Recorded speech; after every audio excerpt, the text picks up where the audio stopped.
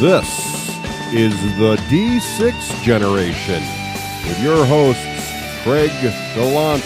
You're wrong! If you're getting any compensation, it's not charity! Russ Wakelin.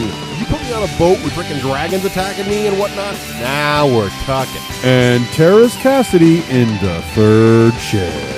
People do that, walk down the street and say, Teras, you know, you are awesome. With contributions from Total Fangirl.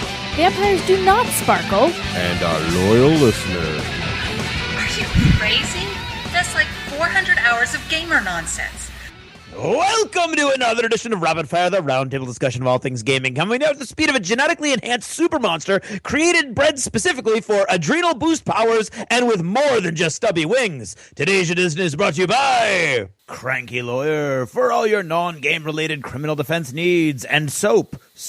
Try it, you won't melt. From the makers of deodorant. I'm Geek Nation Tours, your host. Today our panelists are Russ Wagala Wakelin and special guest Teras King Ghidorah Cassidy, the chief navigator and director of fun at Geek Nation Tours. Let's begin. Issue number 1. Rampage was a 1986 arcade game by Bally Midway. Players took control of gigantic monsters trying to survive against onslaughts of military forces. Each round was completed when a particular city was completely reduced to rubble. Up to 3 simultaneous players can control different monsters who had been created from humans purposely mutated by Scum Labs. Question. Among the 3 monsters, each had a name and a heart-rending backstory. What monstrous form did the innocent elderly man named Ralph turn into? Rodan Ross. Giant ape. Titanosaurus Terrace. Mechagodzilla. Oh, come on, you've forgotten the 3 monsters, I can tell just by the answers. First of all, may I say, you are both wrong! Giant monstrous ravenous werewolf! Not to be confused with King Kong George or Giant Lizard Lizzie. Issue number 2, Adepticon is the premier fantasy and sci-fi miniatures wargame convention in the United States and has been for over a decade. When over 1,000 rabid gamers of all types descend upon Lombard, Illinois, there's literally no telling what sort of craziness and hijinks will ensue. Question. Expanding once again to 4 amazing days of miniature wargaming, one might expect that Thursday, the initial day of the event, would be relatively anemic. How many individual events are listed on the Adepticon website for Thursday, April 3rd, 2014? Dennis Wendt Wakelin. I'm going to go with 25. Bill Kim Cassidy. 103. 103. Yes. And you're the guy in charge of the... All right. Well, first of all, you're both wrong. Russ is close, but still wrong. 37. 37 unique events. Unfortunately, nowhere close to 105 or whatever. Everything from 3. classes. There was a 3 in there. There was a 3. That's true.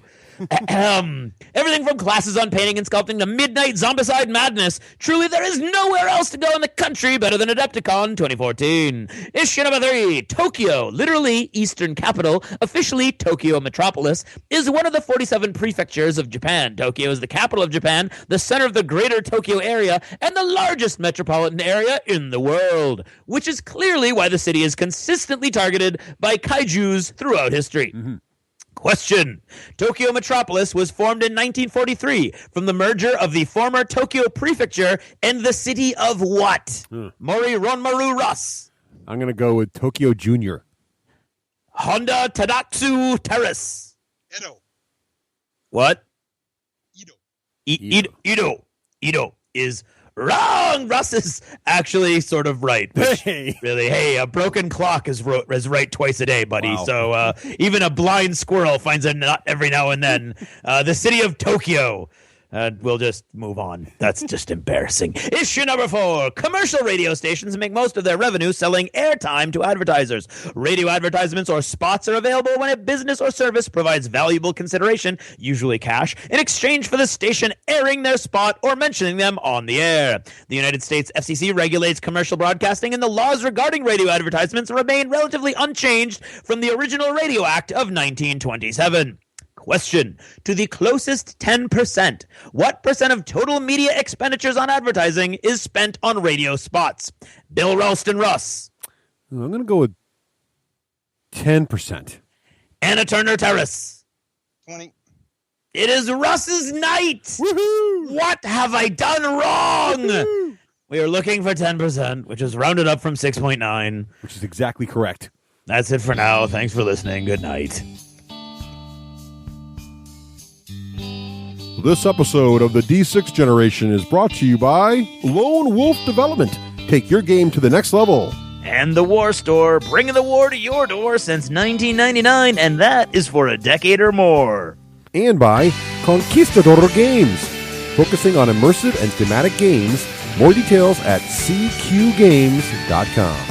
And by Winged Hussar Publishing, providing books for students of history and history students. wingedhussarpublishing.com.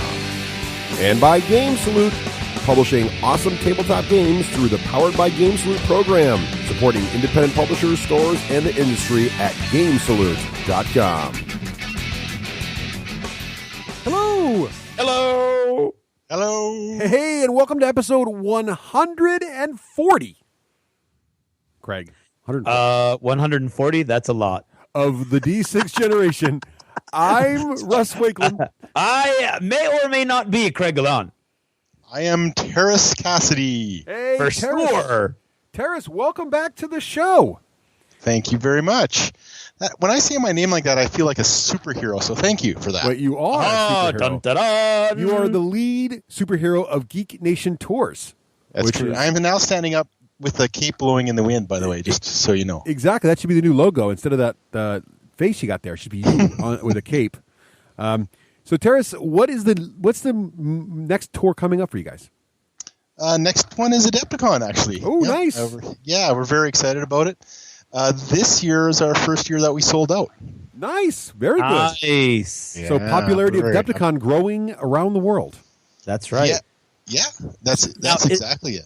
Is there a country that is providing the majority of your travelers? A lot from the UK. And actually, I have some from Norway this year. Really? Hey, Yes. They are not the first to pass this way. I love them. Awesome. Anybody who's been to Epcot knows. I've that's all. been And they loving- have great names. They, Like All Jorn. Norwegians do. Like Jorn and Trond and Awesome. Kjell and stuff like that. It's really awesome names. Yeah, really That's awesome. Cool names. Yeah, one means like Falcon Wolf or something. oh, like that is cool. That's cool names. Yeah. I'm not going to really call him by his normal name. I'm going to call him Falcon Wolf. You should call him Falcon Wolf because that's just awesome. You should get him a Geek Nation Tour shirt for us on the tour that says Falcon Wolf on it. That's right. That'd just be cool. I'm with Falcon Wolf.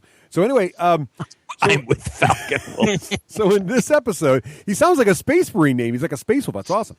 Right. On today's show, we are going to talk about, we finally have aggregated Ooh, aggregated. hours of effort. We have brought together from around the world the entries Around the world. internationally acclaimed Space Cadets contest. That's right. It's about So- time.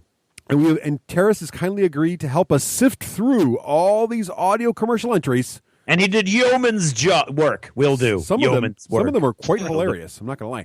Time And, space continuum. Sorry about that. So you'll hear all of those. Plus, we will pick winners right here in the air. 3 winners to get signed Wieners. copies. Yes. Yes, of indeed. Space Cadets. For that is Russ's superpower, picking wieners. Yes. Okay. And later, after that, we're going to enter. I like to call it Kaiju Corner.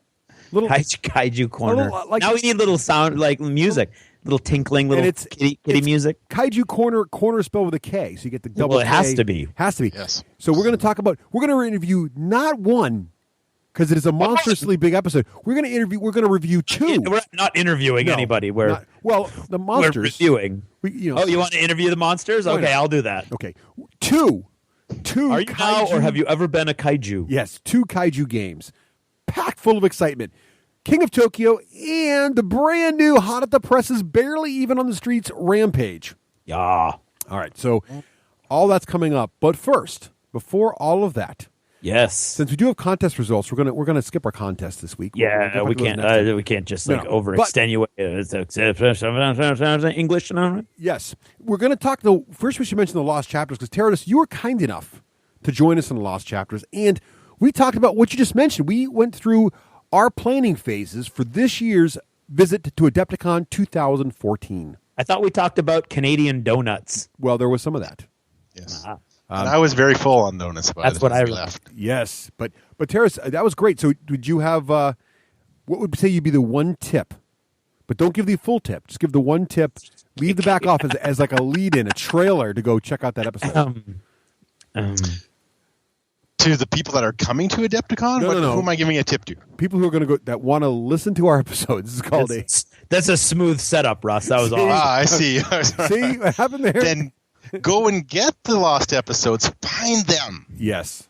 Find them. Thank you, Teras. Because they're We lost. also call them the lost chapters. Oh, right. That's okay. Right. Anywho. The lost Generally, we don't do that kind of a handoff to the guest host. They're No. so lost that they're not episodes, they're chapters. They're Yes. chapterific. Craig, will you guide our tour guide to the answer to this question?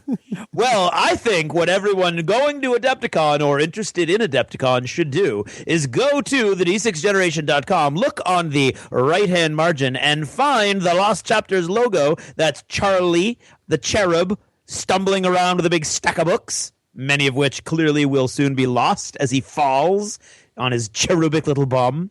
And go check out the newest Lost Chapter, which is the three of us talking about planning on Adepticon, what we're looking forward to at Adepticon, the strengths of Adepticon, and Teras gives a lot of cool insight because he's the guy who plans these huge trips to Adepticon and has for many years. Teras, this marks how many times that you've gone to Adepticon? This is my fifth. Yeah. Fifth time in a row?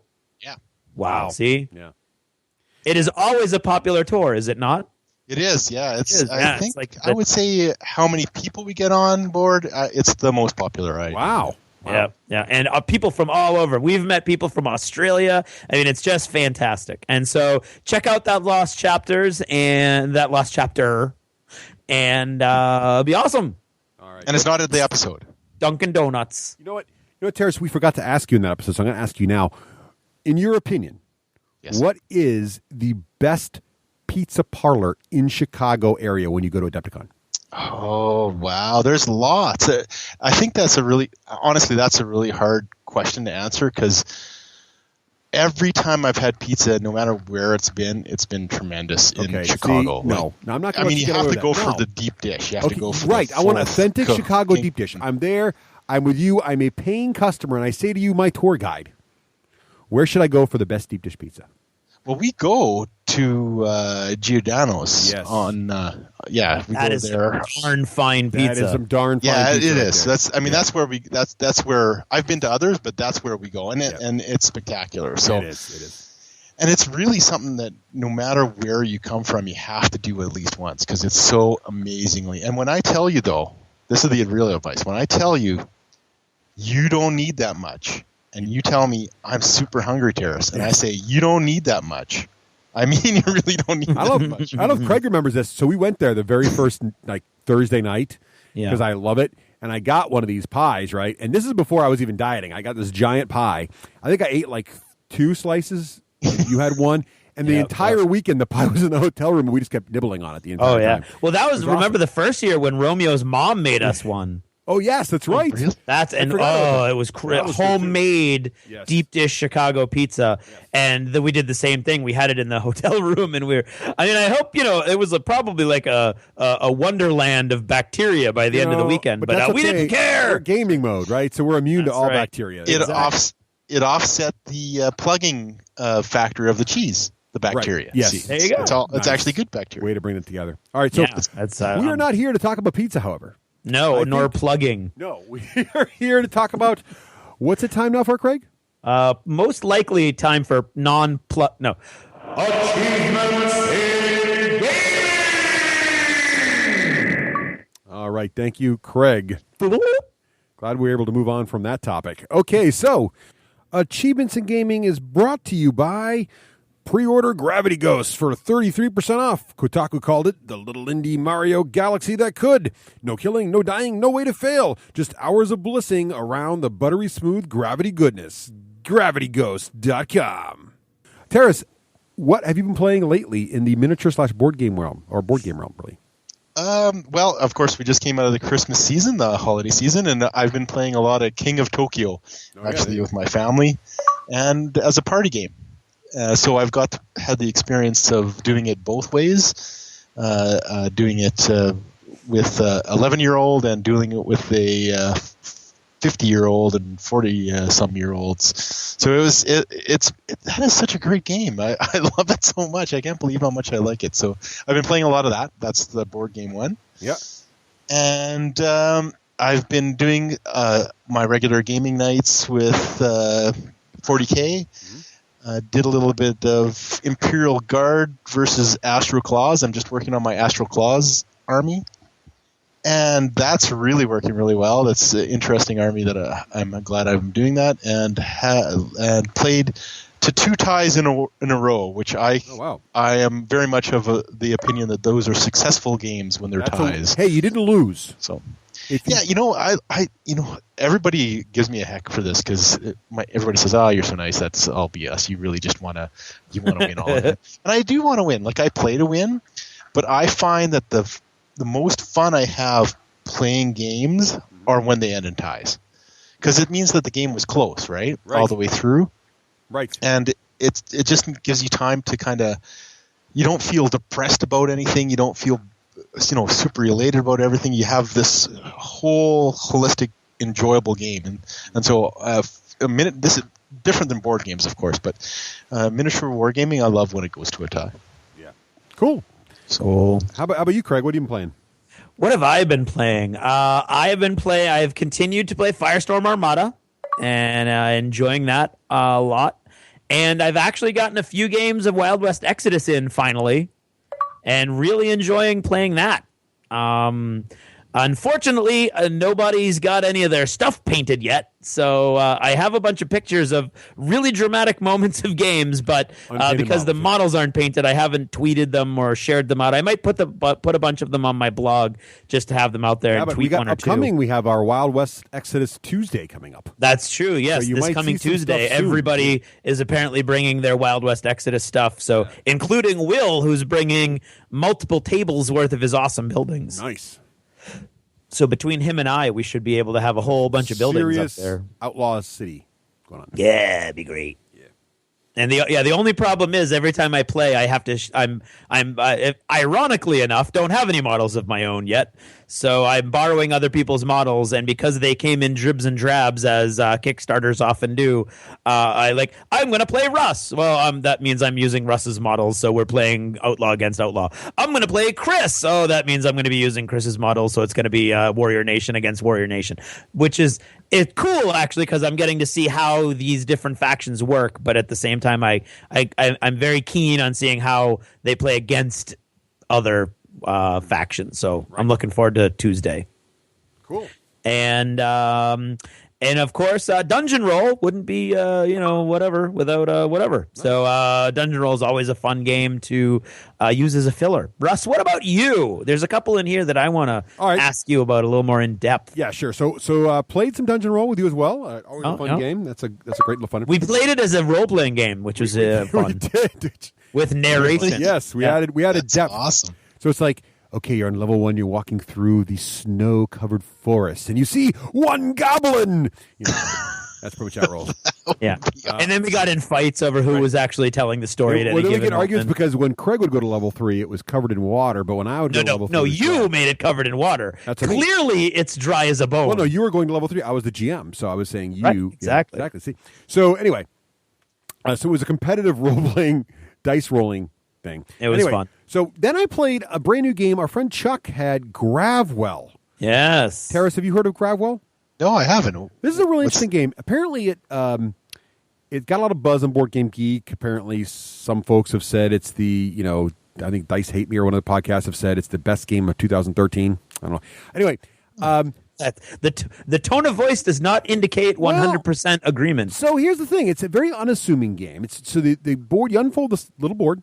It's kind of that papery covered board, so it's not like the cool vinyl stuff or anything. Yeah. And it's got these little starts in the center of the board. There's like a start set, and there's a bunch of hexes spiraling out. And in the imagine a spiral arm going out with a bunch of hexes in it. And at the very end, it leads to like a little jump gate.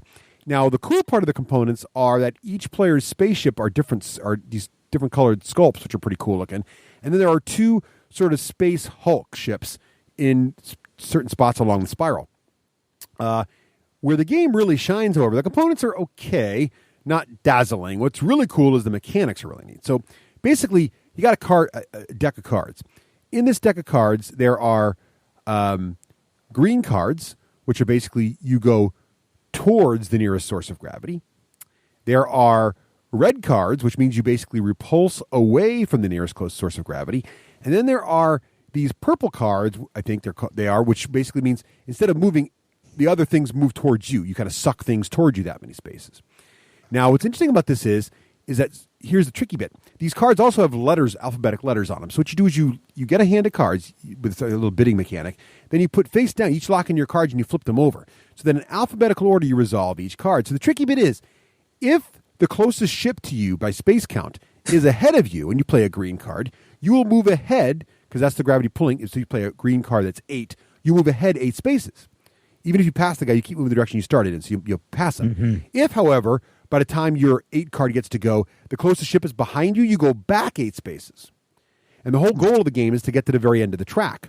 So as things, and then to really throw a wrench into the works, these Hulk ships that are there also count as sources of gravity. So as you get near them, they start messing up your plans. So you got to figure out, okay, by the time I activate my card, is the closest ship going to be behind me, so do I want to play a repulse card to shoot ahead, or is the closest ship going to be ahead of me, so I want to play a green card to go towards it?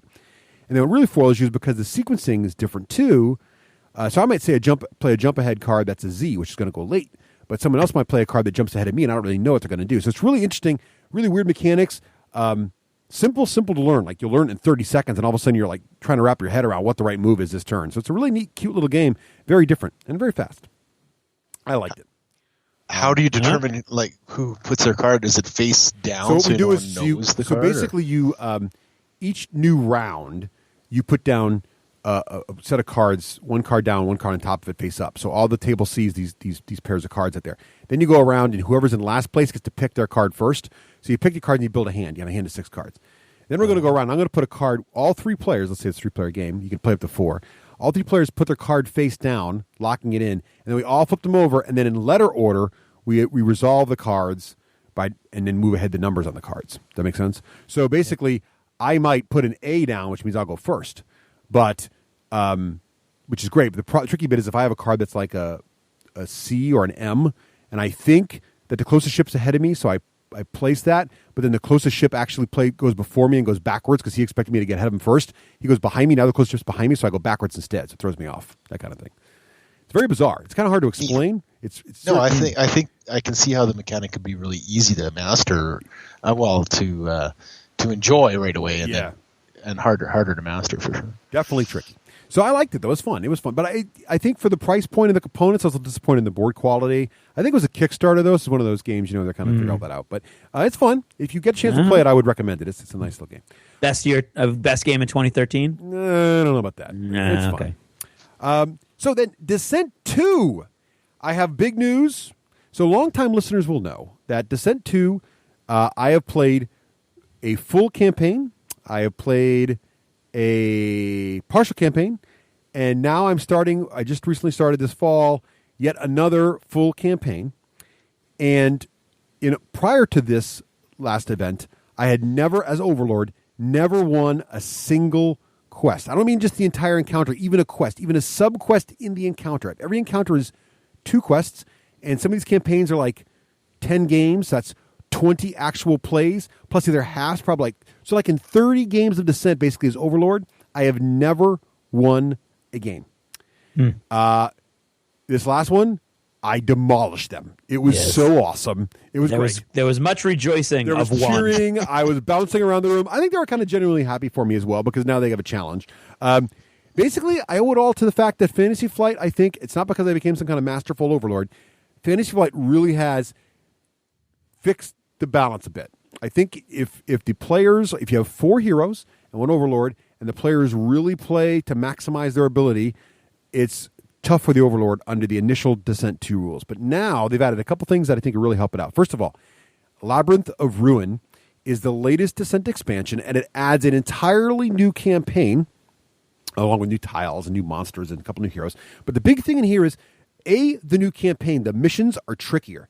And most of the missions have a built-in timer of some kind the heroes have to beat. As soon as you throw a timer in there, it really puts a kink in the hero's plans. The second thing it does is it introduces a new set of basic cards. So the Overlord starts with a deck of cards. Now they have deck 2. You can choose which deck to use. The second set of basic cards has some really nasty abilities, and there's a secondary effect on the cards if you use it on a certain hero. So, like, there's a card, for example, that you slip, and you slide 3 squares, and every square you can't move because you hit a wall or something, you take damage. But if that card happens to be placed on a wizard, he also gets stunned, that kind of thing. And there are attribute tests to avoid this kind of stuff, but the cool thing is the target they're for usually has a weak attribute test. So even as Overlord, you have to remember that wizards have bad strength. You just can know, if I play this on a wizard, I'm going to get bonus effects. And it's probably a wise move. Really helps out a lot. And then the other thing they've done, so that right there is, I think, why I'm winning. But the other thing they've done now to make the game really interesting is this idea of the lieutenant packs. So they just released all these lieutenant packs. And each lieutenant pack, in addition to coming with a cool plastic, really detailed figure for the lieutenants, so when you're playing the campaign, you now have cool figures instead of the little tokens for your lieutenants, also comes with extra rules for the lieutenants, which are why they're a little expensive. It comes with a deck of cards, and it comes with a bunch of tokens. The deck of cards, you can choose as Overlord at the start of a campaign which lieutenant is basically going to be the arch nemesis of your heroes for this campaign. I chose Valandra, which is this new dragon, giant dragon thing. Now, when you choose a lieutenant, you get what's called their story deck. Or I think it's their plot deck. I can't remember. But they get a deck of cards for them that gives you one starting ability, and that ability will generate threat for you. It's introducing these new threat tokens. So threat tokens are back, like they were back in Descent 1, but the way you get threat tokens is totally different. You get a threat token for every level you play, and then you get a threat token, an additional threat token when you win, and then there's also special rules in your cards that generate more threat tokens. Then, throughout the course of the campaign, you can spend threat tokens to unlock new abilities for the Overlord, but these don't become cards that go in your deck. These are cards that stay face up on the table all the time that you can spend threat to activate. They're like permanent Overlord powers, and they're different in theme based on the lieutenant you chose. One of them includes being able to bring the lieutenant in the middle of a quest that doesn't design to have the lieutenant in it. So you can make a quest you really need to win. All of a sudden, bam, your main agent is back in the game causing trouble. It is. What's also cool is this threat. You can save it from game to game, and when you spend it, you get these new powers. What's also cool now is when you kill a hero, instead of taking a bonus Overlord card, you can instead take threat. So now killing heroes in Descent 2 is kind of like you killed a hero. It's kind of annoying for the heroes, but not really. You got an extra card in your hand, and they can just get back up and maybe use one action. Big deal. Now when you kill a hero, you get threat. And normally, getting threat, you get maybe 1 or 2 a scenario. If you can kill 2 or 3 heroes in a round, you're getting 3 or 4 threat. You're like tripling your threat score. That's a lot. So there was, in fact, the scenario I beat them on had the goal of the scenario was to kill every single hero once. So that I did that, which won me the scenario, gave me 4 threat. I got 2 more threat because I won the scenario. So that's 6 threat. Then I had a special card for the dragon who he loves treasure. And if I can discard the card at one point in the campaign, I'll get 1 extra threat for every search token still on the table. Because I wiped all the heroes out, I got 4 more threat. So I got 11 threat when all was said and done from this mission, or it was 10, from this mission, which was crazy because you're supposed to only get like 1 or 2. So it was a really big win. And that has now set me up all these cool powers right in the beginning of the campaign. And the heroes are like, oh, man. So it really puts the pressure on the heroes, gives you some lot cool options. You can kick up the events you need to have. I like it a lot. It's really gotten a lot more tactical for the Overlord. So basically, big thumbs up for Descent 2. Cool. So when you won, did you do a little victory dance? Or, yes, he did. Yes, he did. There was cheering. There were dancing. There was dancing. There was much consumption of Swedish fish. It was a good day. Then I played some Rampage, which we'll talk about later this episode. I really enjoyed that game. Then I got a little old school. You ready for these games? I played Bandu twice with my kids. Bandu. Remember Bandu? It's when we stack the funny shaped wooden things. But the twist on this is so you get this big pile of wooden components in the middle of the table, like a giant wooden egg and a disc and curved pieces of wood, like blocks, like you put with a kid. Each player has a little tiny flat block. And when you start, you pick a piece up, and you can either keep it and put it on your tower, or you can pass it to the person to your left. But here's the trick. You also start with a limited number of coffee beans, which are basically the currency. And you can spend a coffee bean to pass it to the next player on the left. So basically, you got to decide in the game when you're going to absorb these things in your tower and when you're going to spend them. If your tower ever falls over, you're knocked out. Player elimination. Very, very fun, fast, simple family game. I also played getting really old school, the 1974 edition that my wife Nicole happened to have lying around the house when she was a kid of Don't Break the Ice. Do you guys remember this game? Yes. Yeah. The one with the little plastic white ice cubes and the little kind of scary looking red dude in the middle of the ice field. Yep. And you each get a little plastic hammer and you just knock the ice cubes out. Yep. Still fun. You had that somewhere around? My wife still has it. Her mom kept it for her. It's in the original box, mint condition. No. It's probably worth I don't know, whatever. But we just played the game. It was fun. Then, of course, that's awesome. It was fun. I tweeted some pictures. People were like, "Wow, that guy's crazy looking." And the hammers are like really tiny, thin little plastic hammers. Yeah, it's awesome. And the little legs. Remember the little legs fold up so you can make it flat to push the ice back into it? Oh, yeah. Oh, yeah, that's right. Good times. I also got Ants in the Pants out, which my wife had, but we didn't get a chance to play that. Ants in the Pants. It was fun. Wow. We were doing retro. You were like it was retro. tripping. It was totally crazy. Then special thanks to local gamer Tim Colonna, who taught me a Dreadball. Had fun with that. Played more My Little Pony, and then having fun with that game, not going to lie. Then New Year's Eve, I played Alhambra, played some Zombicide, and, of course, Sentinels of the Multiverse with our friend Carlson. So good times for that as well. So I played quite a few games. How is Sentinels? I've wanted to try it for years. Good. It's good. Yeah. It's good. It's fun. It's probably my favorite superhero. Actually, it's one of my favorite superhero games, period. And ironically, it's not licensed. It's totally, just third party, but it feels right. Like so many of these licensed superhero games get one or two things wrong, and they just don't feel like in the DC one. Batman can have heat vision, or in the Marvel one, there could be 3 instances of Captain America running on the table. But this one works. It's co-op.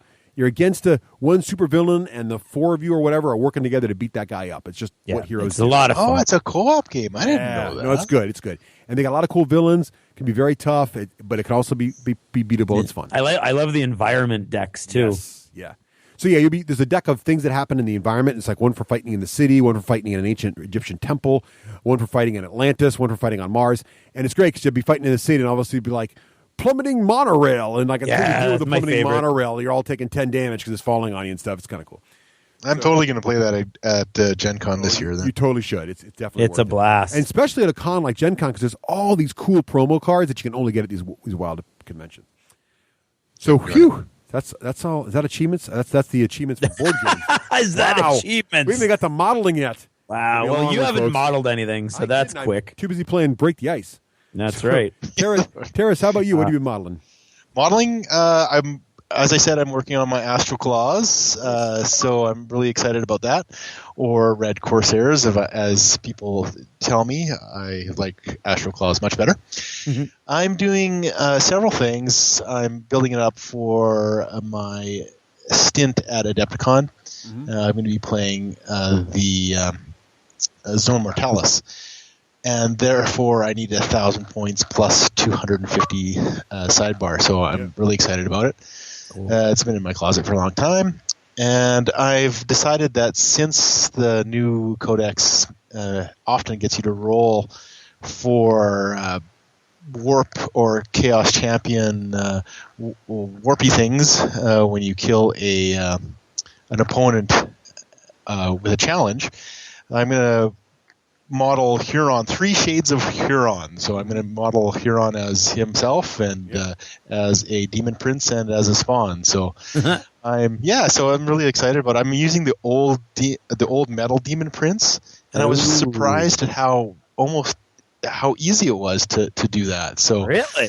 Yeah, and I like them. I really like the model. The only thing with that model is he's looking down. Right. So on the table, he's not the best miniature on the table, but as you probably know. But it wasn't hard to put together? I haven't put one of those things together in forever. I know, right? It was a little difficult, a little green stuff here and there, but it came together really well. I was able to kind of fashion another axe for him, a demon prince size axe that looks very similar to Huron's axe, and then the one side has the kind of flamer claw as the same Huron does. So it was really kind of easy to do that, and so that one came out pretty good. I really am happy with that one. And then the next one is going to be, of course, him as a demon spawn. Mutated in the Hadamentra will be mutated into him. So he'll be part of that. That's what you get with playing with fire. So That's right. yeah, so I'm really happy about that. Happy with the way things have happened. Iron Art Artisans helped me with the painting a little bit. They did the base coats for me, just the black and the red, and then I get to detail it all the way up. So this is my first. That's experience. fun. Nice. Yeah, I get to do all the detailing. So it was one of my favorite. It's been awesome. It really has been. That's I really enjoy painting the most. I like to build, but I'm a painter at heart. Yeah. And it's so nice to just sit down and say, you know what, I'm going to just detail this stuff. So yeah, thank you, Ironheart, for doing that for me. Iron Artisans for doing that. Very happy with that thing. And then I also get to gold them up, so I get to put the life into them with the gold. So Yeah, cool. Anyway. Yeah, that's coming along. Anyway, and then the other thing I'm painting is the Wild West Exodus. Nice. I got that, of course, over Christmas. Very happy with the miniatures. I think they're spectacular, awesome. as with the terrain. I think the terrain really makes the game for me. That's always been kind of one of the things that I insist on. Having good terrain. Yeah, and it looks great. It really does. It feels like an old West setting, and I'm painting up Lucinda, Loveless right now, and that's been giving me a good feel, because I've never really kind of painted a woman in dress before, in a dress before, as opposed to a woman in chainmail or armor or whatever. And so I'm painting her with pinks and purples instead of the traditional. I'm trying to make her look really fluffy and soft. And she's totally fluffy and soft. And soft, yeah, exactly, with the two guns, bang, bang. Yeah. So I like to have that. It's the first time I've actually done anything that's soft in that form. And I'm really cool. Really enjoying that. Anyway, so did you go with the Union? Is that the faction you're looking at right now? Yeah, I've got two, the Union and Warrior Nation. I bought two, just because I know that my gaming group I have to convince them, so I have to have two factions in order to do so. So it's always easier when you've got two factions. Yeah, exactly. So no one was. I think everybody was in the depths of 40K buying at the time, and no one really had the gumption to move on over. So, but I'm really excited about it. I love the feel on the table and just that whole Wild West theme. It looks really great. Yeah, it looks Very awesome. cool. I love them. I can't wait to start painting those. Yeah, Awesome. so that's it for me. Yeah. And I haven't done a lot, but I did finish up the giant Firestorm Armada fleet that I was painting, thus doubling my Dindrenzi. Nice. So I've got a bunch of new Dindrenzi models that are just itching for an opportunity to hit the table. Excellent. And Nice. that's what I got. Well, I didn't get any modeling in, but I did. I can sort of put this in modeling. I literally yesterday, the FedEx guy dropped off Rivet Wars. Woohoo! So I now have. Okay, Rafe. Yes. So I have Rivet Wars. I have all the models. I have not painted them yet. So there they are. And are you going to? Isn't that like hundreds of models? Not hundreds, but it's lots. But I think I can get my girls to help me with this. So I am going to try, because they're rivets. So I could probably get away without doing too much work on them, I think. And I don't know. Well, we'll see what happens. That's awesome. So you got a little sweat house going on at your place. Yes. Sweatshop. That is the plan. Yes, indeed. They're getting smart, though. It's getting harder to pull that kind of stuff off. Anyway, what about other geeky goodness? Books, movies, TV? Teras, what about that? We're my wife and I are just finishing off the Battlestar Galactica series. Oh, yeah, there you go. Oh, lucky you. I really love it. I do. It's actually more difficult to get through than I thought. We're at the last season, and boy, they go through a lot of shit. Yeah, it's dark. It's a hard drive. I'm like, really? Yeah. What else is going to go wrong? You got to let me know what you think of the end. Yeah, me too. Because I was I don't want to spoil it in any way or color your journey. So you just tell me. Come back on when you're finished and let me know. Okay, I will. Russ is so good at poker. I don't want to color it in any way. And it's funny because I've been managed. I don't know how, but I've managed to not know anything about the end over all these years that it's been out.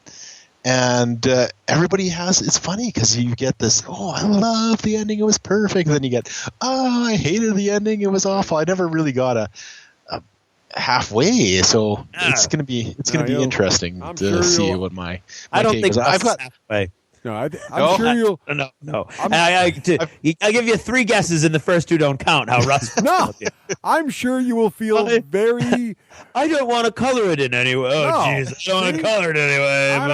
I don't want to tell him how good it is, so I'm just going to. Oh, there you go. Oh, I right. see. Yeah. See, I don't want him to get too, because if you go in too thinking it's going to be Sound you are hearing now is an FTL drive spinning up. You can't, It's.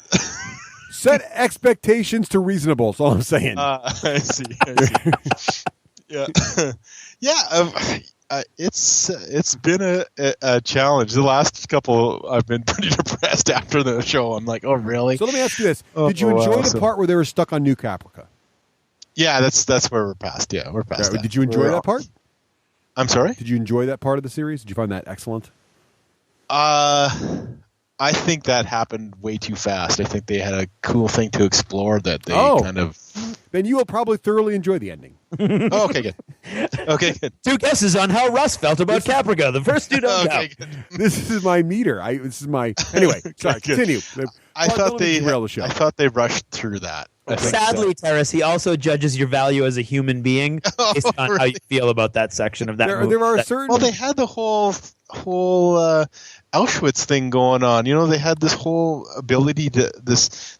They made it so there was these camps and all this bad things happening, and that was bad enough. But it never really got as deep as it could have been. But I'm glad they didn't get as deep as it, because now when they're really getting super deep, I'm like, oh my god, please stop. Yeah. So getting dumped on, and you're like, oh, I'm glad they left the concentration camp.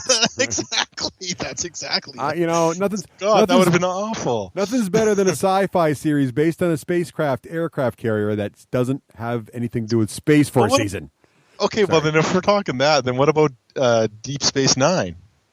Well, DS9 had its weak moments. I'm not going to lie. Okay, yeah. See, that's I'm not an apologist. It had some good seasons too, though. Like the whole Cardassian War thing was awesome. Yeah, that's right. But it's still that no traveling thing is kind of hard to take. Yeah, you're right. Traveling. Yeah, okay, I think so. Yeah. Anyway, so moving on. I am almost done. So next time I'm on the show, please ask me, and I'll tell you what. Yes, I do have several theories on how it's going to end. So. There's a whole lost chapter in the Battlestar Galactica series. That's true. Yeah. Oh, is there really? I think we could go get one. No. There's the potential. A lost episode. No, we haven't done it. Oh, sorry, we could do it. Or whatever. We'll have to have you back on to do a lost chapter about Battlestar Galactica, because that would be great. That's what we're talking about. Okay, good. Okay, we did a whole bunch of. We did a couple movie watching over the holidays. Yeah. I watched In Time. That was the one with the science fiction where they had time limits on their wrists on how long they were going to live. And isn't that Logan's Run? Yeah, it's kind of like a Logan's Run. Yeah. It really is kind of like a Logan's Run. I really enjoyed it. It got terrible reviews. Oh, see, now I have to judge you. Oh, did you see it? Oh, I hated it. Oh, did you really? Yeah, I hated it. I do this a lot. I love movies that everybody hates, but yeah, I really liked it. It was I liked it because it was slow. It was kind of uninteresting. I like when the characters are really underdeveloped and flat. I do think you're gonna love the end of a Battlestar Galactica. See, the Caprica meter never fails me. All right. No, I did really like it. I did. I gotta say, we watched the Cloverfield. All right. And I've seen it. I gave it to my wife to watch, and I got to watch her experience with it. And again, I loved it. So I love that one too. I have not seen Cloverfield. Is this a movie I should see? I've not seen it. Oh yeah, you haven't seen Cloverfield? No. Oh, you got to see it, Ross. Right. Literally in the next week, you Kaiju King have to see Cloverfield. I will rent it this weekend. Yeah, you got to see it. I watched Pacific Rim like twice because I got it for Christmas. It's awesome. Well, actually, this is like a preview of Pacific Rim. Is it? Okay. All right. It's what happened before Pacific Rim. Okay. It's very, very cool. It's I enjoyed it immensely. I own it. I bought it. And you know what? For a kaiju movie, it's scary. Yeah, it is. You don't get that many scary kaiju movies, right? Right. Because there's only so many ways Godzilla come up behind a building and go boo, right? Yeah, Right. exactly. You know, it's like, okay, well, we know where he is because he's like destroying that block down 5th Street, right? Yeah. But no, there's some kind of horrific ties to it. So. Man.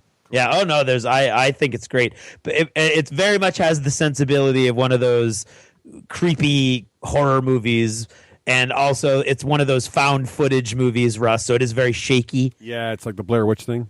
Yeah, it's a very shaky cam, but I love the way they did it because it's very much you're gonna love it. I'm just realizing it's the Twitter generation, it's the cell phone generation, it's the selfie generation. Yeah, for sure. And that whole, as a matter of fact, there's at the beginning, you'll be like, why did they say I gotta watch this? Because it's kind of like this. Yeah. What is this even about?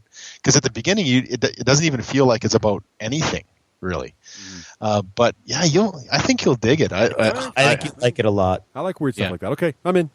Yeah, I think you like. Then I watched Narnia with the family. All right.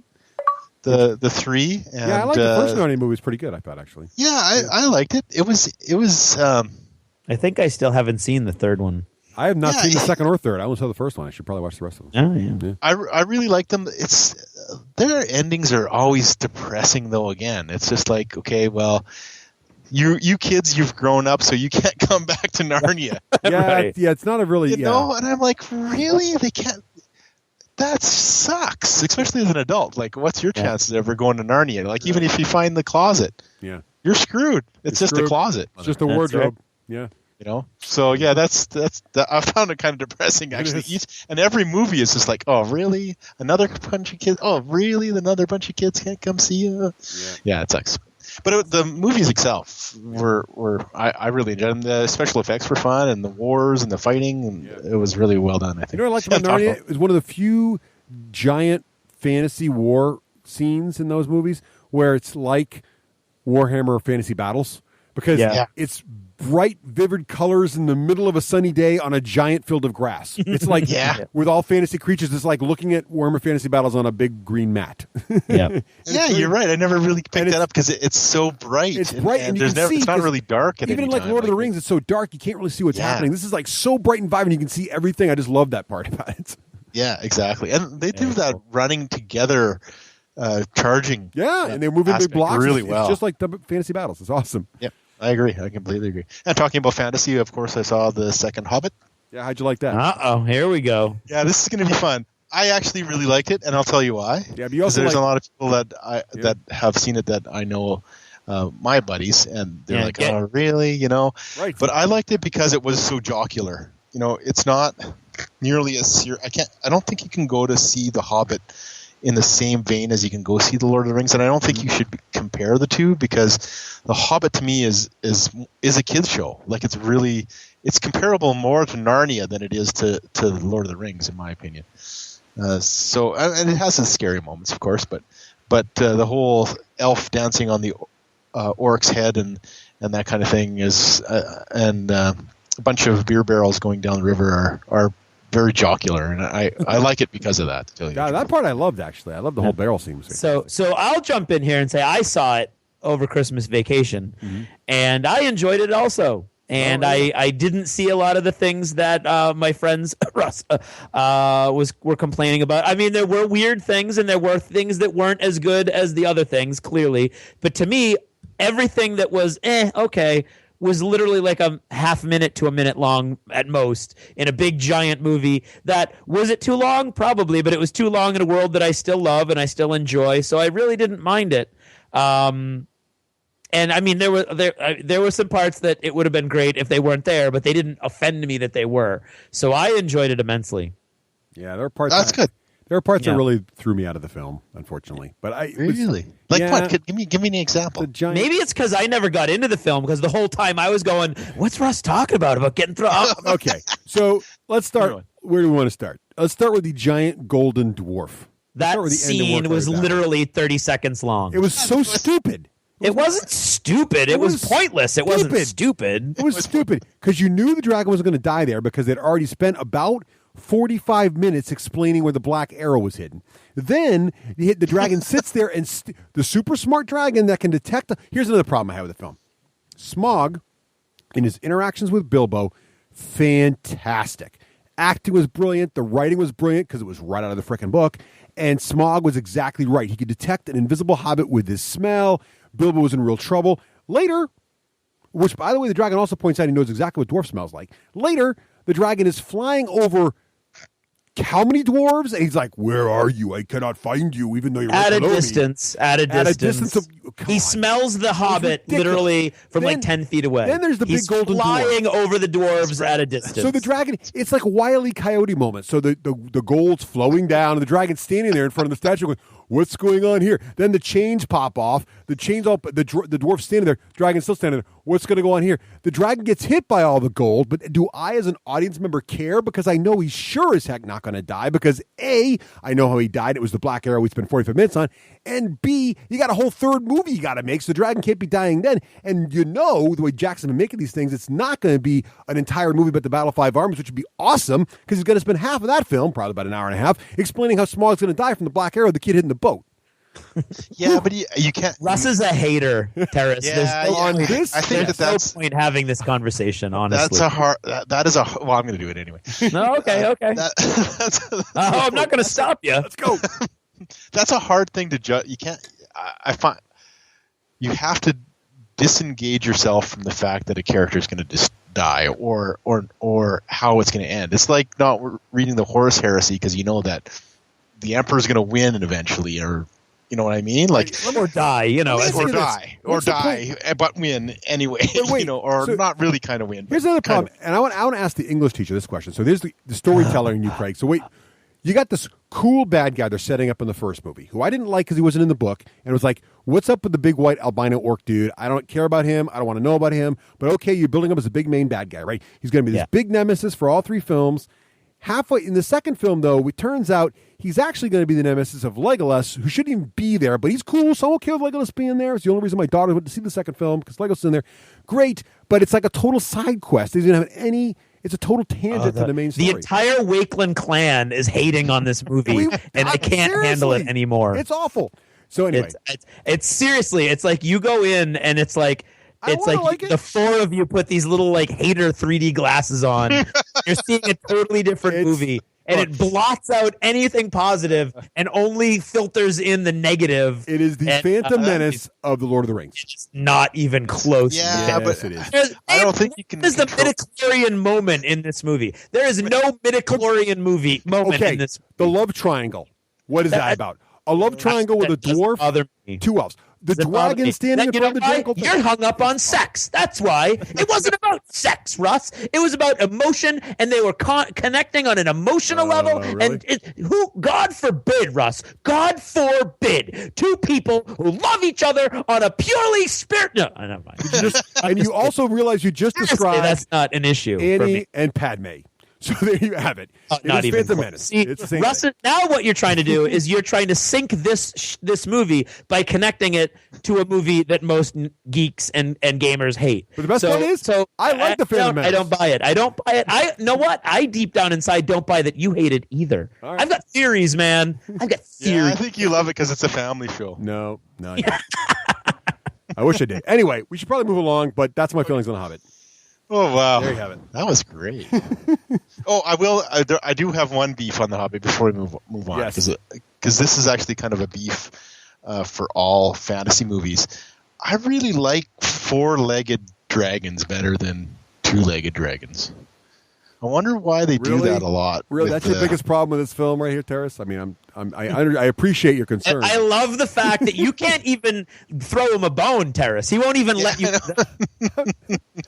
I'm like, seriously though? I thought the model of the 3D dragon wasn't bad, actually. Right. And the reason that most dragons have wings and just legs instead of arms would be that's what most animals on Earth have. Like, right? They have. I wonder if. Sorry, Craig. I didn't. No.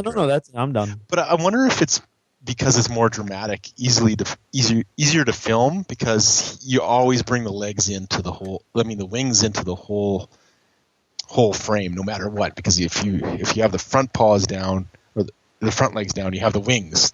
You know what I mean? You always get to see the wings, and maybe that's why they do it. But I do like four-legged dragons and the wings behind them. But that's just my beef. So Anyway, well, let's go on to the next one. Yes. I also, of course, have just finished reading, not most, I'd say about a third of the NID Codex, the new Tyranid Codex. How do you like it? I do. Yeah, I really do like it. I think it's going to be a lot of fun.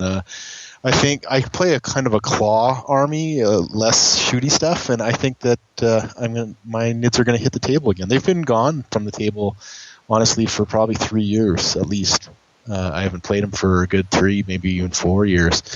So I from what I see, I think they're going to be coming back on the table. Not because I think that they're going to be super strong. I just think that they're going to be worth playing. I really didn't like the last Codex at all. It kind of, for me, it was a one-trick pony, and I hate codexes that are kind of one-trick ponies. So I like to have a lot of options. My NID army has like the assault part, the cleanup crew that comes and cleans everything up. Like I got tons of rippers, and I've got tons of gene stealers, and I've got everything in between. And so I like to have a lot of kind of options to play on the table. Mm-hmm. But I don't think the last Codex really kind of gave me that. So I think that this Codex does. So I'm cool. I'm excited about it. Yeah, I've heard a lot of good things about it on the internets. So we'll see. All right, Craig, what do you got, man? What do I have? Well, I finished book 3 for the Jesse James trilogy. I finished writing that and just submitted it this week, so I'm very excited. So the second time I've finished it, but I'm happy to have finished it again. And I'm very excited to make the announcement here that it is now available on Barnes & Noble. Yay. And at Barnes & Noble bookstores. Ooh. So you can go to Barnes & Noble bookstores and pick up Honor Among Outlaws, the first book, and then the others will follow. And they are also available both for mail order and in stores in the UK and Australia now. So Nice. That's very exciting. Congratulations, Craig. That's exciting. Thank you. Very exciting. Congratulations. Can I ask a quick question about that? Yeah, absolutely. I know the first book has its layout is kind of different than most paperbacks. You mean the internal layout? Yeah. Or the internal layout was an accident and it's been fixed. Oh, really? I kind of like it. I kind of gave it an old feel to it. Okay, that was you. Yeah, but then again, I liked In Time. Then again, you liked Hobbit too. I know, so I was going to say, no. Most people really didn't like the way the book was laid out in the in the internal book, and Really? and the layout actually, you know why it was laid out that way is because Vincent at Winged Hussar is a history book. They do history books. And so he didn't want large chunks of print. He wanted to kind of have it broken up so that it wasn't just a big giant walls of text. Right. So that's why he went for that. But the feedback, including from myself, was overwhelmingly negative. But it's nice to hear that somebody liked it. I did. So, okay. I'll leave that alone then. No. And so if you have read it and you enjoyed it, please go to Amazon and leave a review. I would really appreciate that. The more reviews you have on Amazon, it gives you more momentum and more things can happen, and it's very, very cool. If you didn't like it, leave a review or not. That'd be great too. Right now, the reviews are really good. There's one review on there that's not good. Weird political thing. That's fine. And so anyway, that's cool. I saw The Hobbit. We already talked about that. I finally got a chance to see Saving Mr. Banks, and I'm going to say it's the best movie of 2013. Wasn't it awesome? I love that film. Best movie of 2013. It should be getting piles of Oscars. It should absolutely be getting piles of Oscars, and if it doesn't, it's a travesty. And I don't think it will, based on what just happened at the Golden Globes, which were in and of themselves a travesty. Right. But yes, that movie was utterly amazing. I thought so too. Amazing acting, amazing storytelling. I thought it didn't hit a false note. Right. The acting was great. The story was great. It was so touching. Yeah. It was so emotionally involving. It was so interesting because it has nothing to do with what you think it's going to be it's about. It's not about what you think it's about at all. No, exactly. I loved it. Without a doubt. I put it up against any movie I saw throughout 2013. I think it was the best movie I saw 2013. Going on to the next movie I saw, Weatherman 2. which through a very strange thing where Karen went into the wrong theater and I followed her and we watched the last 30 minutes of it by accident because we went into the wrong theater. And then the movie ended and I was like, well, it was stupid, but it couldn't be only 30 minutes long. Oh my God, we're in the wrong theater. So we ran to the other theater, watched the middle of the movie. And then I was like, oh, Karen, if we go to the other theater, we can see the beginning. So we saw the beginning. So we saw the end, then the middle, then the beginning, and that did not hurt the flow of the story at all, which says something about Weatherman 2. If you liked Weatherman 1, go see Weatherman 2. If you thought Weatherman 1 was stupid, save your money because it's the exact same movie, which means I enjoyed the first 2/3 of it and thought the last third of it was really, really dumb. So that's where I stand on that. Still watching TV. I don't have a lot of time, but I make time for Almost Human and Continuum. How good is Almost Human, right? Almost Human is awesome, and it's not doing well in the ratings, and it's not looking good. So go check it out. Watch it. Yes, it's awesome. Because it is awesome. The acting is great. The story is great. The world is great. Really enjoying it. Having a very interesting experience with my reading and listening right now. I'm reading Tom Kratman's The Amazon Legacy, or The Amazon Legion, excuse me, which is part of his Carrera series. This is the guy who, again, is very, very political, like heavily handed political. Yeah, so that's where I am. Now, of course, I'm listening to that through audible.com. That's right. Which is awesome. You should go to our website. I mean, seriously. Yeah, go to our website, click the Audible link, and get yourself a free 30-day trial and a audio credit for a free permanent book to add to your Audible collection. Even if you cancel, you get to keep it. You keep the book forever. And that book is worth anywhere from $20 to $40. Right. And it's free.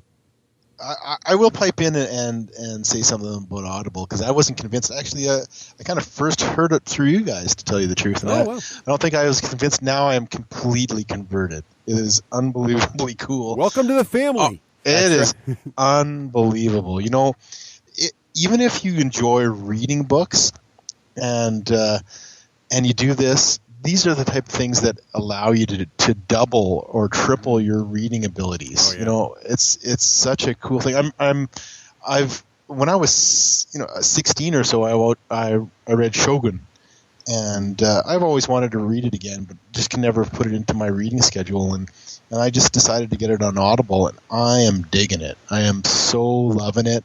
I listen to it 15 minutes a day, back and forth from the office. Also, when I travel longer, I listen to them, and I'm like, this is such an incredible tool to read extra books. And so I still read. It's not like you kind of give up reading. Yeah, absolutely, yep. But it is such a great tool to read more and read things that maybe you wouldn't get back to. And it's awesome. Yep. Yeah, I love it. In fact, I just finished a book on Audible, The Bone Season, and I adored this book. Really, cool. really good. Brand new series from a really young author, and she happens to be British. Great narrator too, Teras. The main character is from Ireland, and the narrator's Irish with a nice cool. little Irish look to her voice, and it's fantastic. And the story's really great. It's this sort of a dystopian future. Yet again, it's a thing now apparently. But this time, the people being oppressed by the dystopian future are anyone who have paranormal powers, the ability to interact with the psychic world. Like they can see spirits, they can commune with spirits, and all the sort of the things you think about like with the spiritual world are real. But those people that can do that are viewed as abnormal and dangerous to society, so they are oppressed and actually executed. So it's about the underground world of these people, but then you start to things start to unfold about what's behind the politics, behind capturing these people, and it's just really, really interesting book. Really enjoyed it.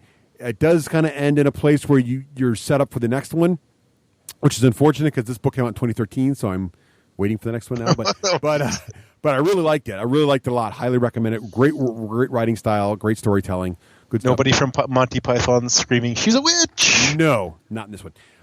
And lastly, I saw 47 Ronin. Oh, how was that? The preview looked cool. I loved it. My wife loved it.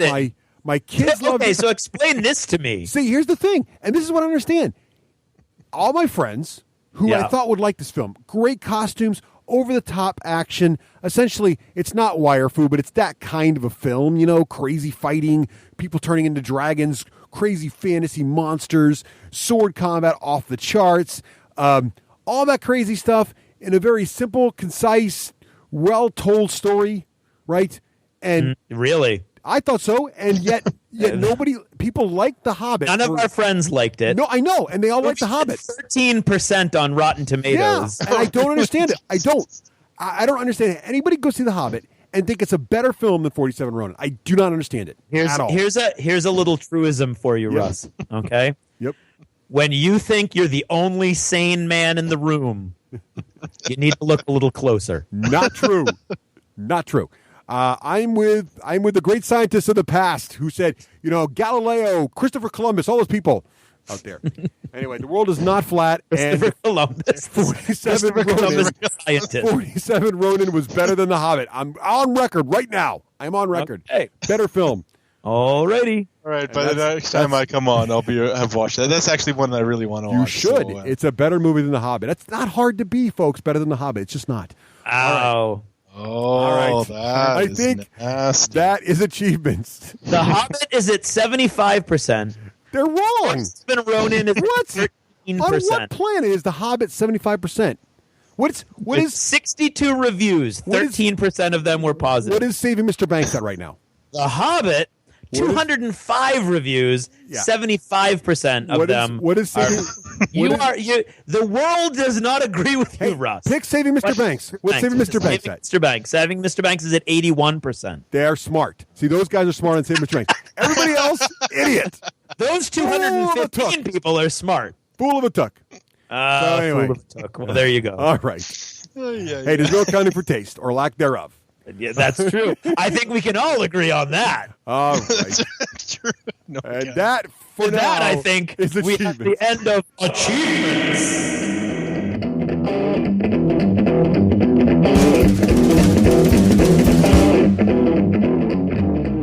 You're listening to the D6 generation.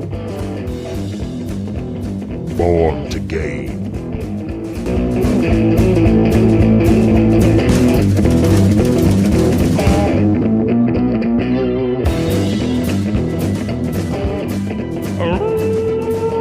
Ooh, that is the Howling Wolf, which means it's time to talk about our friends at Lone Wolf Development over at wolflair.com.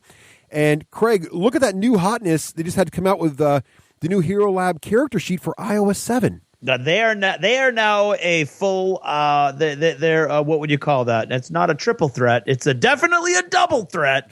They're going both prongs. How's that? It's a flanking maneuver, if you will. Multiple pronged flank. There you go. Thing. Yes, indeed. They Apple or Microsoft. Either way, Yeah, PC. either way. What do you computer guys call it? Whatever. Multi-platform. There you go. Multi-platform. Yes. I like it. Yeah, and don't forget they've got the new Hero Lab character sheet for iPad for iOS 7 now. Really kicks in with Pathfinder. It's an interactive sheet too. It's not just like a PDF file on your iPad. That's what's amazing about it. You got your they got Army Builder data file seminars now with surveys going on with that, so you can learn how to create your own. Because that's the thing about Army Builder, which I really like, is that it supports any game system the community wants to build Army Builder data files for. So if it's a new hotness game like Wild West Exodus, boom, some fan just puts it together and blam, it's in there. If it's a classic game or even an out-of-print game like Epic, boom, they're all in there too. So pretty much every game, every miniature game's got Army Builder files for it. And if it doesn't, it'll have them soon because someone in the community is going to crank them out. Yeah, and they do these awesome seminars at Gen Con too, including the one for Realmworks, which is going to be crazy because that program is awesome. Realmworks really is off the hook. It's fallen into the hands. It's in the hands of all the Kickstarter backers now. It's going to be releasing to the general public very soon, probably in Q1. And it's got all kinds of great stuff. It's really powerful, and you're definitely going to want it when you're looking at your Gen Con events. Make sure you sign up for some of those awesome Realmworks seminars because you will learn a lot about this software. It's just a really amazing way to put your thoughts together and really craft a great story and be able to get back and forth all those links and not get confused as a GM in the middle of your game. It's really unbelievable. Once again, it's very interesting to me that with all these different types of games, what Lone Wolf does is they literally do fix the tools so they get out of your way. So working with the tools of each type of game, miniature game, collectible game, role-playing game, the tools get out of your way. Now they become part of the fun rather than part of the obnoxious thing that you have to do before you get to have fun. It's really amazing, and it works across the board for all the kinds of games that they've touched so far. Yeah, they got some great information now on Realmworks, all kinds of in-depth of how the pricing is going to work, a lot of great detailed screens. Head over to wolflayer.com and just click on the Realmworks tab, and you'll get all kinds of great information. So that's wolflayer.com.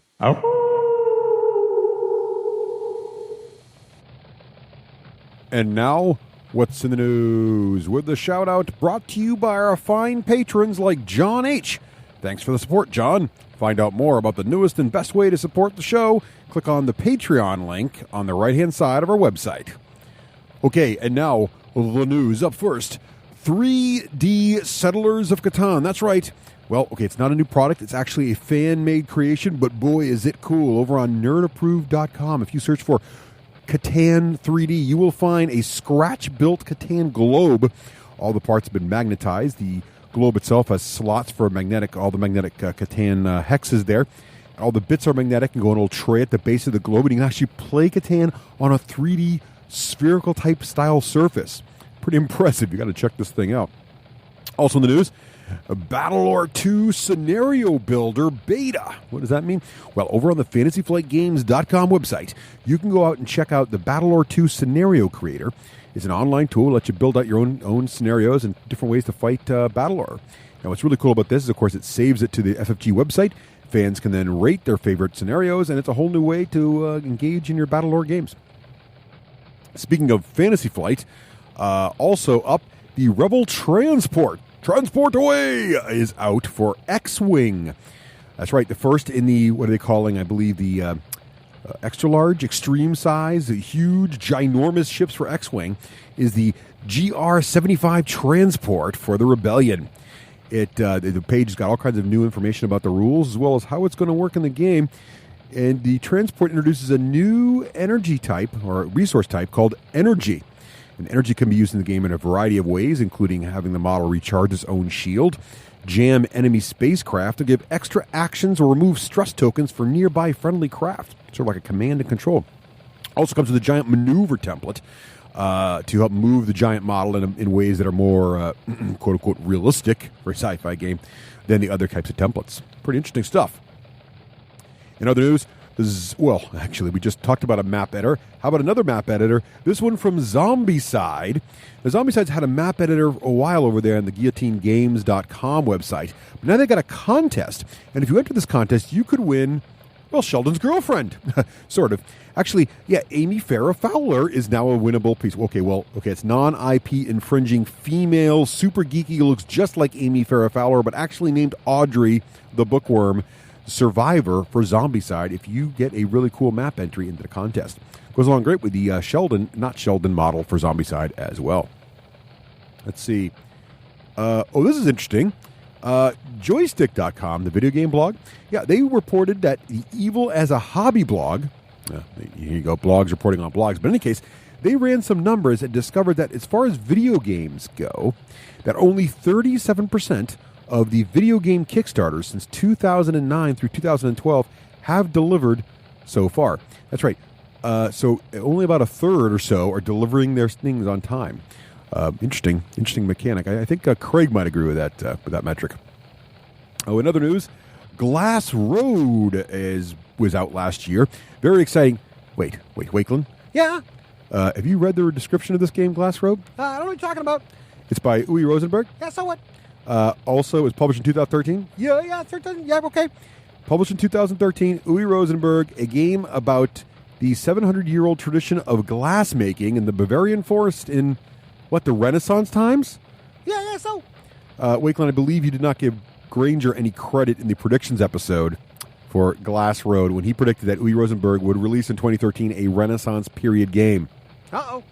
That's right. So we've gone back, we've credited Rafe the score points, and sadly, he still came in third. But good catch, everyone who emailed us and let us know that Glass Road was indeed an Uwe Rosenberg game, came out in 2013, and did indeed feature the Renaissance period. And that's what's in the news. And now it's time to talk about our favorite publishing house, WingedHussarPublishing.com. Hey, Craig, what's all this stuff about the Dragon Clan Rebirth of Courage? Well, the Dragoon Clan. Right. That is a very cool fantasy series that is being produced by Winged Hussar and their Zmok imprint. Because remember, these guys are making a full court press on fiction now to supplement the awesome historical, not novels, the historical books that they are putting out that are awesome for research into armies and different historical gaming and costume. Not costume, it's a uniform when you wear it and die or kill someone. And yeah, so they've got all kinds of stuff. And of course, full disclosure, they do publish my books. And the full, by the time you hear this, hopefully in the very near future, the entire Jesse James saga will be available. Hey, what's Outlaw's Wrath? Is that the second book? Outlaw's Wrath is the second book, yes, well, by C.L. Werner. I'm seeing a link even now to buy the EPUB version already of it. Is it up? Indeed, yes. Nice. You can get the EPUB version already in both of the major formats, and the paperback version will be available soon. And following right on its heels will be Abundant Riches, the book number 3. So quite the stable of titles now for Winged Hussar Publishing. You got your Wild West Exodus books, you got your Dragoon fantasy books, and then, of course, you have all their great historical books as well. That's right. These guys are running with their feet moving really fast. Good. I'm glad you were being able to be such a great visual there. Are you a writer? Are you an author, sir? Then that's as good as it gets. So there you go. All right. WingedHussarPublishing.com. And don't forget to use the code D6G for savings. Yeah. Between the time when the oceans drank Atlantis and the rise of the sons of Arius, the D6 generation, let me tell you of the days of high podcasting. Hey, welcome back. And is our want, Craig. As is our want. It is. We like to generally have contests wait far too long and then air the results. Yeah, after everybody has forgotten there ever was a contest to begin with. Right. But starting sometime in the fall, we had starting sometime before the great freeze of 2013-14. Yes, we had Stephen Bonacor on the show, and he offered to give away 3 signed copies. Not 1, not 2, but 3. Now, Teras, have you had a chance to play Space Cadets Dice Duel? I have not. Oh, you're in for a treat when you finally get. You should have put a commercial entry in here, and you could have had a chance to win. You could have won a game. Right. I will vote for myself. There you go. But Space Cadets Dice Duel is actually an awesome. That's going to be an awesome tour game. It is. Yeah. Because fast and fun. eight players is like the ideal, and you don't very often have 8 players just floating around. But I bet on tour nights. On the odd night when you're at a hotel in the middle of England and the fog is rising and the TV's playing some sort of livestock contest that was over 8 years ago, then you're going to wish you had Space Cadets Dice Duel. That's right. As a matter of fact, it's featured on my Gen Con tour. There you go. Oh, we'll be playing it then. We will. I will play it like it's a rented mule or some such. Wow. Okay. So, So as we've talked about on the show, we reviewed the game. We love it. So, and we thought, here was the thing. So in order to enter this contest, you had to email us at contest@d6generation.com a 30-second audio advertisement for Space Cadets Dice Duel. Right? So here we go. So I've taken them all. I've compiled them. We had quite a few entries, but not so many entries. We couldn't play them all in the air. So everyone who entered, your entry is going to be played live on the air right now. So thank you very much for participating. Indeed. And because we're giving away three lucky winners, so we're going to listen to them all. Craig, how many myself, again? That was 3. That's right. So Craig, Teras, and myself will each pick our favorite right here on the air after listening to them right now. And then those 3 people will all win a copy of Dice Duel. How exciting is that? Straight from Stronghold Games, autographed by the English team. Dice Duel. That's right. That's the last one of those, I promise. But, here's the thing about these contests that's fun. They do get me to go in and listen to our Skype voicemail. Which we forget we have. Which I forget. So once in a while, a voicemail will sneak into the contest, much like this very first audio bit right here. So just to get things warmed up, here's a little voicemail from one of our listeners. Okay. Any moment now. Hello, D6 Generation. This is Tommy. I am a new listener, and I'm actually calling you from the past. I am, crazy though it may be, I am back here at episode 28. Wow. I recently discovered your podcast through the internet and all over, a little bit of Board Game Geek, a little bit here and there. And I'm a stickler for just listening to the beginning.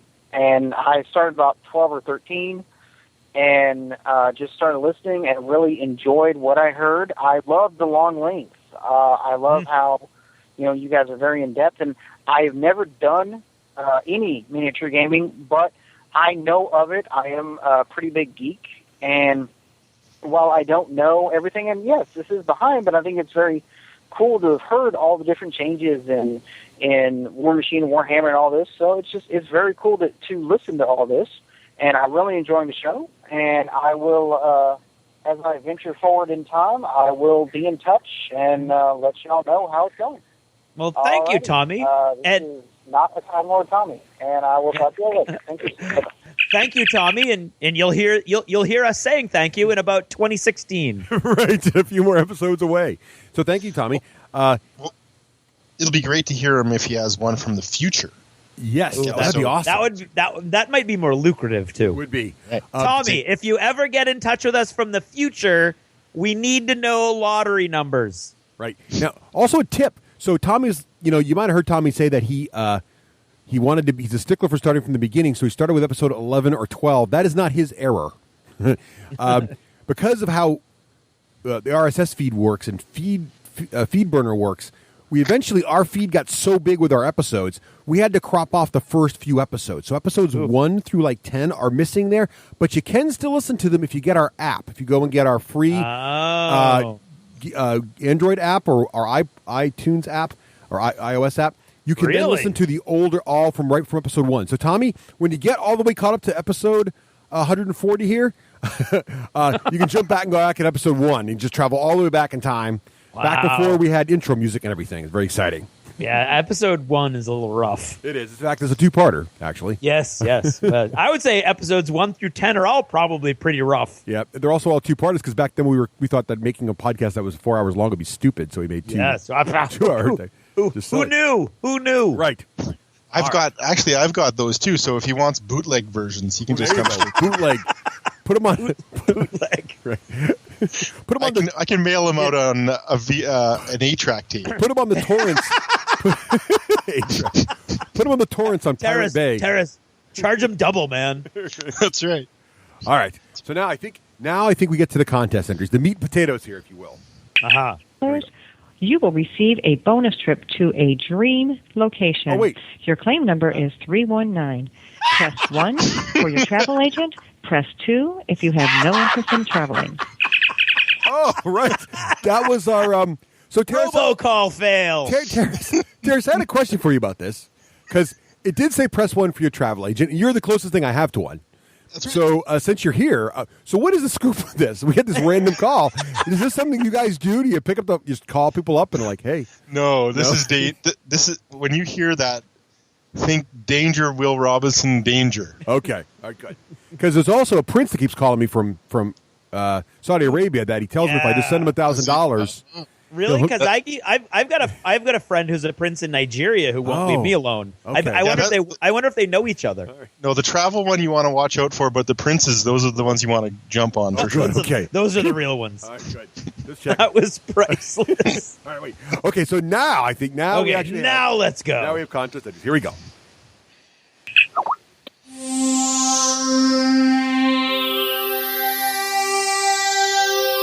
Space Cadets. Dice Duel. These are the adventures of your game night. Your dice mission: to protect your ship. Shields up, Captain. To destroy your enemy. And to boldly go where no dice have gone before. Prepare the dice. Let's go with this one. Space Cadets Dice Duel is brought to you by Stronghold Games. Wow. That was by Jeff Alton. So Jeff, thank you. What are you thinking, Jeff, on that one? Wow, setting a very high bar. Pretty crazy. He's like a pro. Did you? Did he do that all on his own, or did he get a little help? What's the deal? That was awesome. That was sent crazy. right to us. So somehow Jeff pulled some magic. They are setting the bar very high. So make some notes there, gentlemen. That was Jeff I've noted him as Adventures of Your Game Night, and he sounded very professional there. It was well done. Honestly, I think that this sounded better than you guys, to tell you the truth. Yeah, but that's not really saying much. So give the guy a little more credit than that. All right, here we go. Next up is from Adam Reeve. Adam Reeve. Let's see what we got here. Hey kids, you want to play a game this afternoon? How about HeroScape? Sure. Okay, maybe Stone Age then. You both like that one, right? Okay. Right, like that's gonna happen. And what about Dice Duel? Yeah. Totes. It's like full speed ahead, shield to the front. Center lock. Load the tubes, load the tube. I'm trying. I need more power. Fire, blast their space guts out. Kaboom! Woo! Yeah! Space Cadets Dice Duel from Stronghold Games. The clear choice of enthusiastic kids, apathetic preteens, and ganged up on dads everywhere. All right. What'd you guys think of that one by Adam? That was good. Yeah. Bringing the kids in. I love the accuracy of the fact that the younger kid will play anything and the older kid will play nothing until it gets to Dice Duel, and then it's just awesome. And also, sounds exactly like my daughter. If you listen very good at the end when they're all excited, you can hear even the family dog barks. So I thought that was pretty good. So that was Adams with his kids, and I also love the totes. Totes, Space Cadets. Totes. All right, here we go. Here's the next one. This one is from the covertly named Cog War. He didn't give us his real name, or she. I guess Cog War could also be a female. Cog War could be a she. Right. We don't want to judge. So here we go. Cog War's entry. Here we go. Captain, enemy off the port bow. Man battle stations and raise the forward shields. Prepare to engage. Weapons are locked and prepared to fire, sir. Fire my mark. Wait, the enemy has disappeared off our scopes. What? Sir, we're being flanked. It's too late. Missiles are inbound. Raise for impact. Everyone report. Sir, our shields are down. We're down to 2 missiles, Captain. Weapons bay is down. Is there any chance we can hit them from here? Targeting's down, Captain. They're scrambling our senses. We'd have to aim manually. Prepare to use the crystal. But, sir, we don't know what possibly could happen. Command said... I don't care what Command said. Jump, now! Sir, we're right behind them. Fire both torpedoes, now! Space Cadets Dice Duel, take command. That was awesome. Wow, right? So it was like a movie. I know, it was like a movie. And now, one note about Cog War's exceptionally amazing entry, and that is that it was 40 seconds long, not 30. So we did say 30 seconds. Yeah. However, Cog War. That was a really good entry. So I don't know, but that was really good. What I liked about that one was there's actually game mechanics really into that. The whole thing is game mechanics. It's really good. I love the crystal thing, too. You don't know what's going to happen. Yep. This is getting hard. Cog War. Cog War, what have you done to me, Cog War? This is getting hard, but he's on the edge. So, I don't know. Oh, wait, this might fit. Cog War! Right. All right, here we go. Okay. All right. Next up is one from, let's see, Dan Scarfy. Dan Scarf. Or Scarfy. Scarfy. Let's hear it. All right, here we go. Scarfy. I'm bored. Did you say bored? Yeah. Do you like space? Well, yeah, sure. And dice? Yeah, I guess. Then you need Space Cadets Dice Duel. Space Cadets Dice Duel? What's that? Space Cadets Dice Duel is a cool new game set in space where you and your friends can duel with dice. In space! Wow, that looks awesome. That's right. Grab your copy of Space Cadets Dice Duel today. Space Cadets Dice... Wow, so that was a pretty good one. So that was very good. Also a little long also, I think, but it was very, very good. I like you guys are killing me. Kind of sounded like the Flight of the Condor. Condor's guy. I like that. The angle on that one. That was pretty good. I guess. All right, so here we go. Next one. Very good. Aaron Williams. Aaron.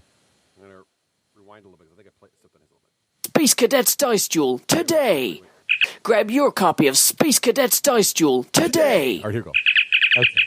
Space Cadets Dice Duel. Hear the high praise from some who have played it. This is a very intense game. You're probably not going to enjoy it while you're playing it, but you're going to love that you played it. Craig Gallant. It's stressful, like you're working at it, screaming at each other and panting. When it's all over, you sigh in relief. Stephen Bonnecore. Only after it's over do you realize there was a story. Russ Wakeland. Crush your enemies, see them driven before you, and hear the lamentation of their women. Conan the Barbarian. So run out to your friendly local gaming store and ask for Space Cadets Dice Duel today. That was pretty awesome. Anything that puts Conan the Barbarian in is awesome. That is full of win. That was funny. I like how those are actual quotes from our review. Yes, yes, it was. Yes. That was a pretty good one. All right. All right. Make your notes now, gentlemen. Make some careful notes here. I'm taking notes. I got notes, yeah. All right, here we go. Now we got Catherine Williams. Okay.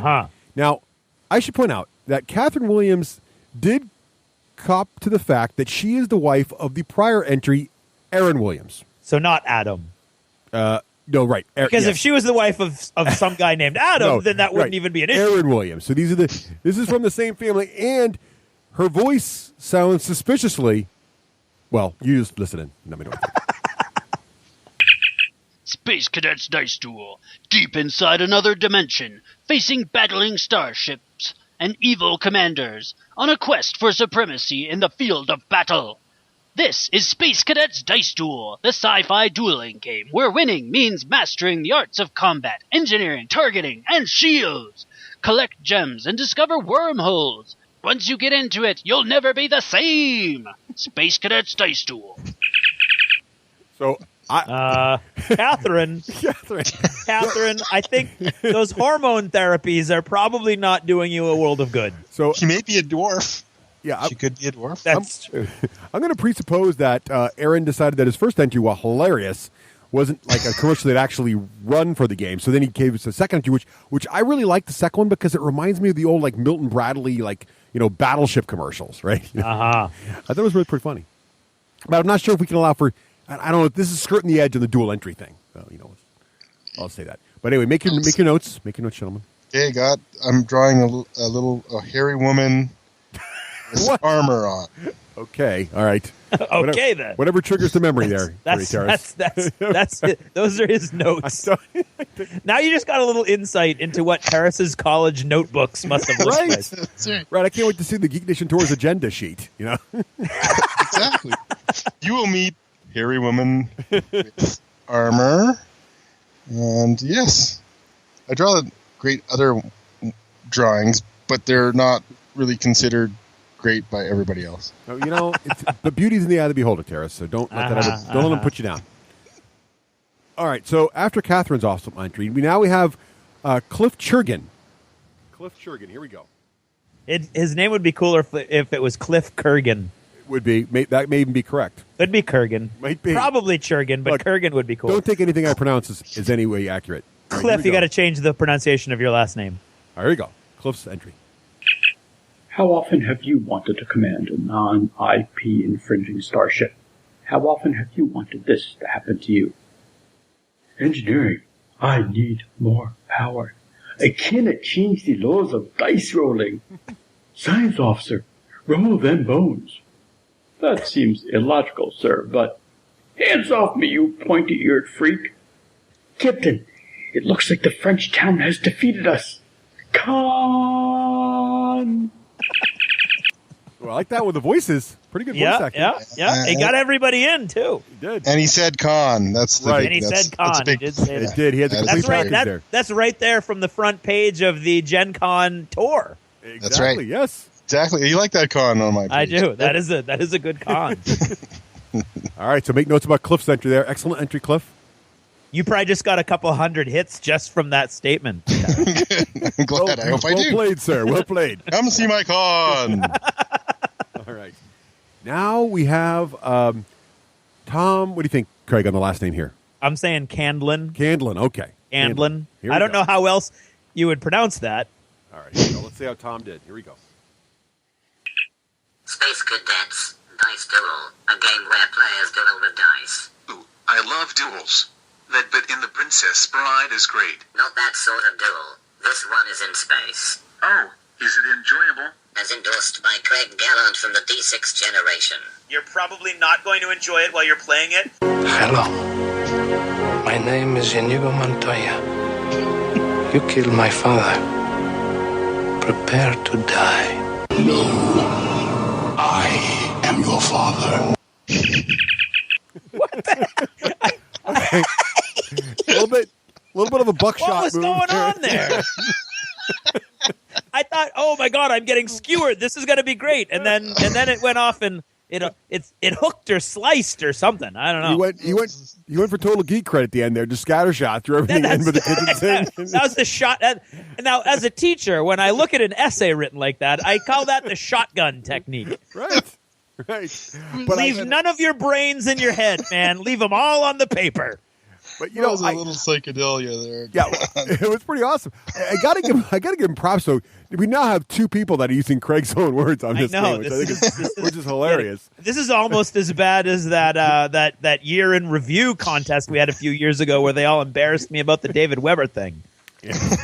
I also like that he actually went and found your clip and put it in there. Yes, I know. That's why I was thinking. I was like, oh, here we go. And then we went right into that was awesome. The other stuff. But the robot voices were awesome. The robot voices were awesome. I don't know how he did those. Those are pretty cool. You're not going to enjoy it. I liked it, Tom. I liked it. And, of course, yeah, I'll never hear the end of this from Steven.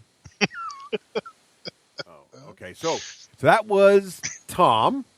So Yes. Now we're moving on to, okay, Craig, here's the next one. Ben, what do you think his last name is? Marshallkowski. Very good, sir. Marshallkowski. That sounds excellent. Marshallkowski. All right, here we go. Ben? I was going to say, it sounds like a character from Monsters, Inc. Right, here we go, Ben. Marshallkowski! All right, here's Ben's entry. Stardate. Get ready for the battle in the beta sector, the pell-mell and the gravity well. It's Space Cadets Dice Duel from Stronghold Games. Cut the corners off your paper, grab some tea, Earl Grey hot, because you're about to captain your own starship. Gather your crew, man your stations, roll your dice and see who comes out on top, or underneath, or to either side. Directions are meaningless in zero gravity. Pick up Space Cadets Dice Duel from your friendly professional game store, or from the nearest scruffy-looking nerf herder, and we'll see you in space. Pell-mell in the gravity well? Seriously, that is awesome. Was good, man. That was good. That was pretty awesome. That was awesome, I have All to right, say. that one was really, really creative, really good. That nice was job, good. Ben. Pell-mell in the gravity well. I'm still Stardate. I liked it. Space that was- wrestler dude I'm drawing. I'm liking the different styles. We got everybody's got different angles. Oh, on the heck style yeah, of the heck ad. yeah. It's fantastic. As always, our listeners are just brilliant. You guys are awesome out there. Very, very nice. All right. What'd you think of that one, Teras? That was very, I liked it a lot, actually. All right. Make sure you're taking copious notes here. Copious Yes, notes. I told you, I'm Copious. drawing my space wrestler dude. That's gonna All right. Excellent. Yeah, Space Wrestler for sure. Or Monster Trucks, right? Sunday. All right, here we go. And now we got Jason Daniel Malloy. Even I can pronounce that name. Yeah. All right. Here we go. Now, Jason had a little message for you, Craig, in his email. He said he got a copy of Honor Among Outlaws in the Jack Vassal Memorial Fund auction. And first new fiction he's read in a while. And he wanted to pass along his kudos to you that he really enjoyed it. Jason. So, Jason gets my vote. Oh, maybe you should play it first. Okay, go ahead. There you go. Jason, here's Jason's entry. Hi there. Are you a space-crazed starship captain who pines like a lover for a worthy opponent to become your own worst enemy so you don't have to be? Well, now their Stronghold Games' Space Cadets Dice Duels is the very opposite of a milquetoast cooperative game. Dice Duels pit you, your crew, and your floating death machine against an equally unhinged crew and their floating death machines in a fight to the death. Machines. Space Cadets Dice Duels from Stronghold Games. In space, nobody can hear you yell at them, but they'll probably get the gist. Not another milquetoast co-op. That's right. Throw those milk toast co-ops out the airlock. That was good. That was another good one. These are is a tough, good boys. I don't know, man. This is getting hard. Every one, it's getting hard. My notes are shifting all over the place. We're looking at this. I'm like, we got 3 to give away. We should be able to handle this, no problem. But there's all these are so fantastic. I don't even know. That's gonna be tough. It's very good. All right, Teras, you got your notes there. I do. I'm drawing. What did you draw? Gesture. Obscene gesture. All right. I was going to ask how you draw milk toast because that's All right. I could do that. Hang on, I'll show you. All right. Can everybody see that? Excellent. Oh, that's really good. I like how the bread's sort of wavy on the sides there to show it's like floppy and full of milk. All right, so here we go. Up next is Chris Headley. Craig, you think? Headley? Headley is what I would say, but it could be either. You know, again, pronunciation, not my strong suit. Here we go. Okay, Chris is entry here. Are you seeking danger, chance, thrills, and adventure? Then you should set yourself on fire while working on an oil rig and trying to harvest crab in the Alaskan Bering Strait. Or go diving from a weather balloon without a parachute. If you need a little less excitement, then pick yourself up a copy of Space Cadet Dice Duels. Report to duty, you redshirt, and enjoy the excitement of a tense, thrilling game with friends. Nice. That was a good one. I like the whole set yourself on fire scene. That was great. Yes. There's a lot of detail in that scene. That reminds me of the old Austin Powers movie, the second one when it came out. It came out the same summer as Phantom Menace.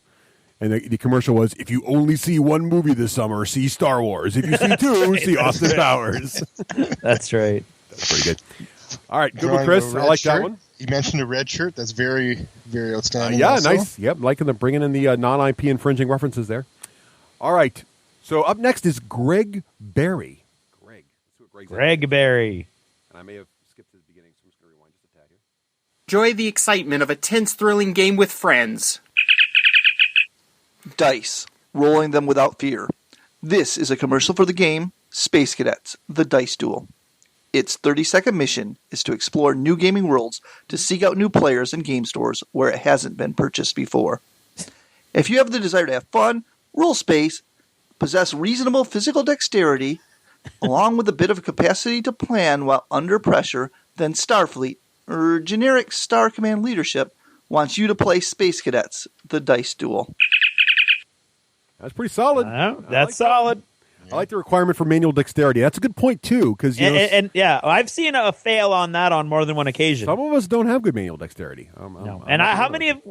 Playing this game, those dice start to fly. They do.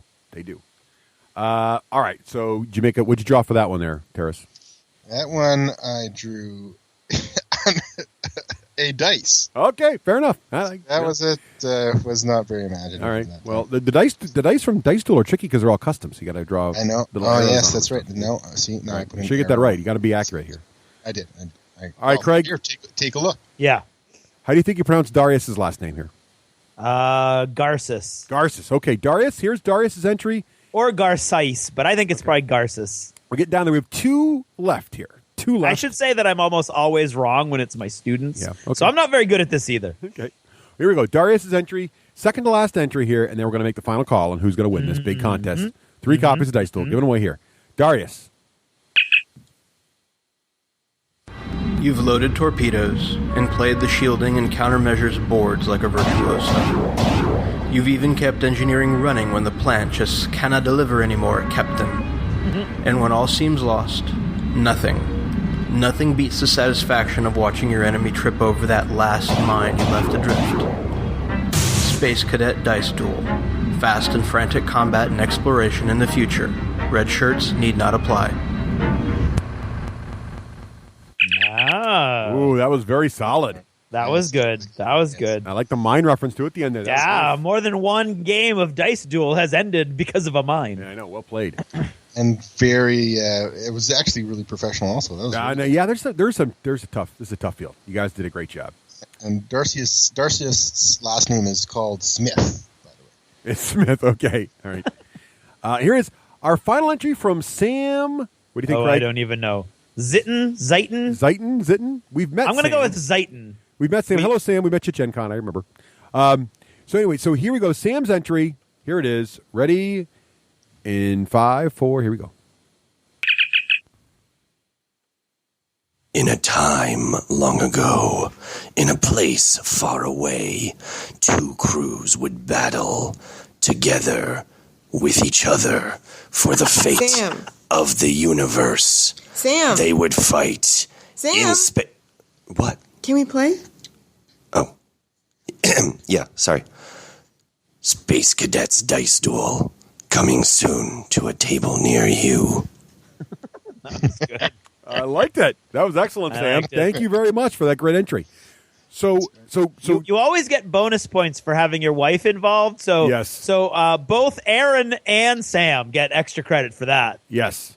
Yeah, we had a couple family entries. The one with the children there was kidding. great. That was a joke. Well, Aaron may have cheated a little on that. Yeah, but she did willingly email the MP3 through her own email address. So that was pretty right. impressive. Yeah. All right. So thank you, Sam. So Teras, have you made your notes now? Yes, you got them all figured out there. All right, Craig, are you consulting your notes now? I am consulting. I'm actually meditating over my notes. Meditating, awesome. So you're. I am. I'm sitting in the lotus position, floating over my notes. Okay, great. So you've got. It might have been the burrito. So each of you needs to have a primary, secondary, and tertiary choice. I did that. I did tertiary on my own because you did not tell us to do tertiary, know, right? and I did tertiary on my own. I was ready. All right, Teras, do you have your tertiary choice also? I do. All right, great. All right. So here we go. I say Teras should get to go first so that he doesn't have to worry about. Yay! Because he is the guest. He's the guest host. All right. So Teras, who is your first choice, and thus one of actually guaranteed a winner? Do we want to pick all of our two favorites each and mention our two, and then we'll go that way? So Teras, which is your second favorite entry? Tom's robot voices. Oh, yeah. Nice. So Tom's robot voices there. Okay, great. So that's Teras's second favorite. good. I'm going to put T2 next to that one, not to be confused with the Terminator film.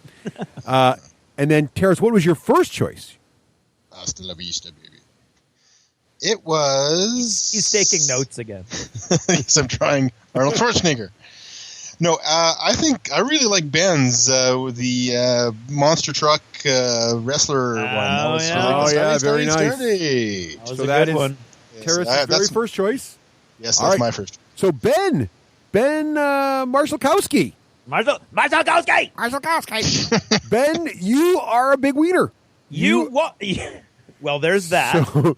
So email us from the same email address that you sent your entry, your address, and we will make sure that Stronghold Games, Stephen Bonacore's very own hands, packs and ships you a signed copy of Space Cadets. Dice Duel. Dice Duel. All right. Awesome job, Dan. All right. That was an awesome job. It was indeed. Craig, who Yes, is sir. your second choice? My second choice was Jeff Alton. With the very first one we heard. The very first one. one. It was it was an excellent entry. That was an awesome entry. Very professional. I liked it. Yep. My number one choice, however, despite the length issue, had to go to Cog War. Cog War, yes. Yeah. All right. So Cog War. Yeah, with all with the quality of it and all of the mechanics involved, and there were several that had really awesome mechanics. So it was that one. Yes, excellent. So Cog War, you too are going to win your very own copy. Send us an email from your same email address. You sent the email, and let us know what your address is, and we will mail you. Well, Stronghold will mail you, and also an autographed copy. Yes, of Space indeed. Cadets Dice Duels. So Ross, who was your second place choice? Well, I had some overlap. I'm not going to lie. Uh-oh. My second place choice was also Ben Marshallkowski. Marshallkowski was my third choice. So I just he did get votes from all three. Marshallkowski. It's impressive. Yes. And my first place choice was actually also Cog War. Oh. So I can't choose that. So I'm going to go to my tertiary choice, which I also liked, which was Jason Malloy's Milquetoast, Are You a Crazed Starship Captain? Oh, All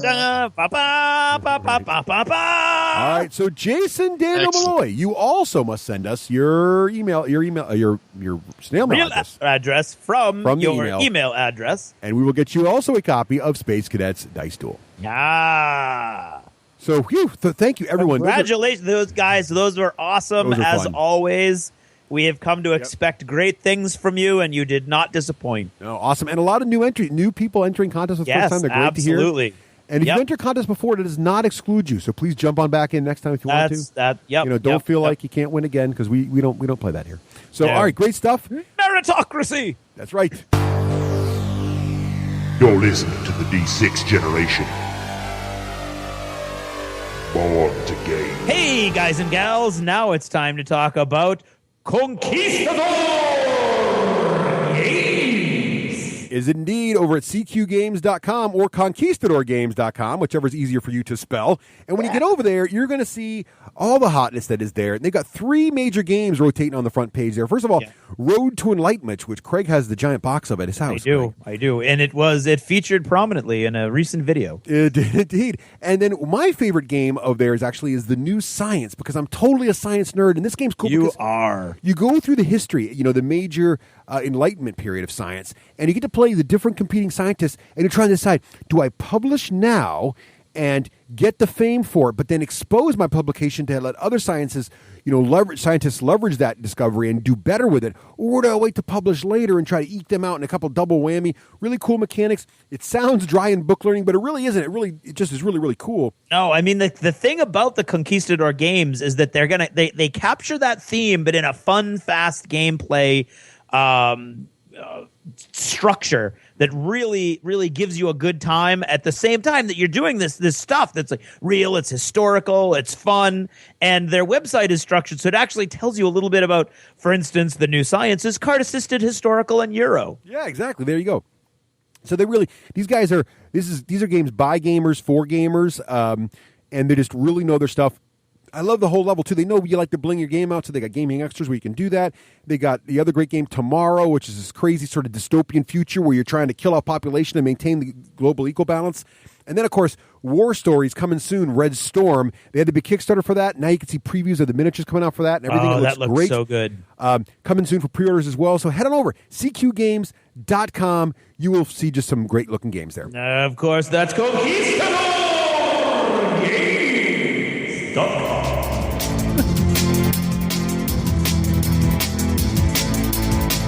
This is Total Fangirl. Regular Jane most days, Total Fangirl when the moment strikes. Han shot first. Starbuck is a guy. And Lestat, now there's a vampire.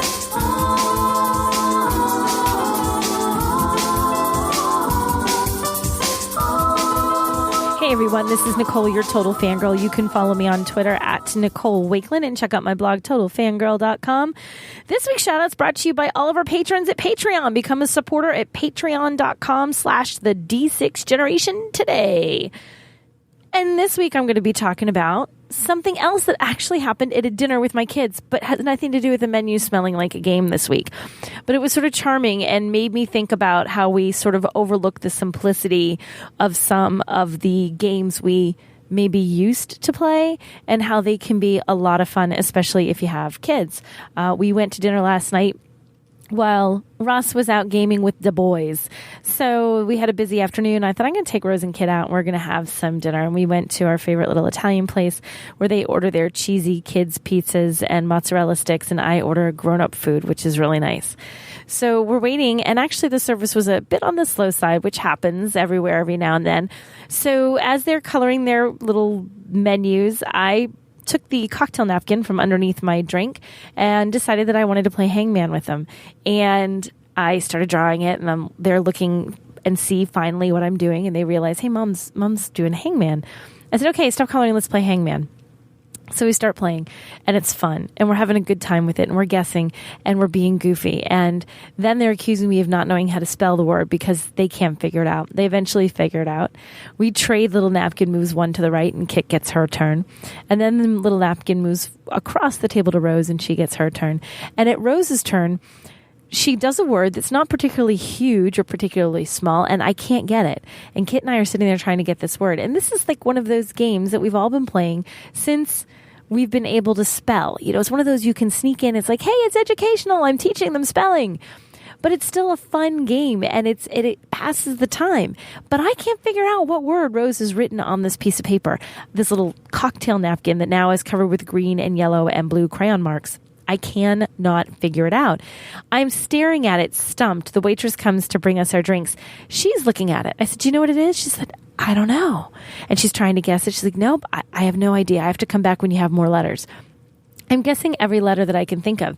And of course, in no time flat, I have been hanged. My little hangman is complete. And I make the sad panda face. And Rose, because I've decided we have apparently taught her something about sportsmanship, says, no, Mommy, I'm not done yet. I got to give him a hat. Guess another letter. So I guess another letter, and I'm still wrong. She's like, keep going. I got to give him some clothes. She puts a jacket on him. She puts shoes on him. I still haven't guessed this stupid word that my 11-year-old daughter has come up with and completely stumped me and her sister. We are now laughing hysterically because we can't figure this out over one of the oldest, most simple, easy games out there, a game of hangman with a cocktail napkin and some half-used crayons from the Italian restaurant. Eventually, I figure this word out. The word is butterfly. Let me just tell you, if certain letters are missing from that word in a game of hangman, you are never going to figure it out. But I did. It was butterfly, and I was so happy that I figured it out. But by the time I actually did figure it out, we had not only a hangman that was fully clothed, we had a sun, we had clouds, we had a bird. She full-on drew a scene to keep me from dying playing hangman. And that kind of became the thing. As we're playing now, none of us really managed to get hanged because we were drawing the entire scene out. We had ninjas that were pulling the levers on the guy, so the ninja had to be drawn, and then he had a headband, and then there was a cowboy, and there's all this craziness going on. So we had these most fully realized hangman pictures you've ever seen in your life.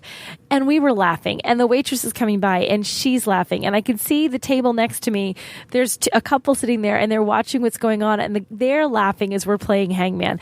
So it was so much fun playing hangman, just simple, easy game that you kind of forget even exists because it's one of those things that, whatever, there's way better games out there. But sometimes the simplest, easiest, most basic of games, the ones that you play with just a stubby little crayon and a cocktail napkin in a restaurant, can be the ones that have you all laughing hysterically, more so even than that $50 box game that you picked up at the store last night. So never underestimate the power of those easy childhood games and how much fun they can be to play.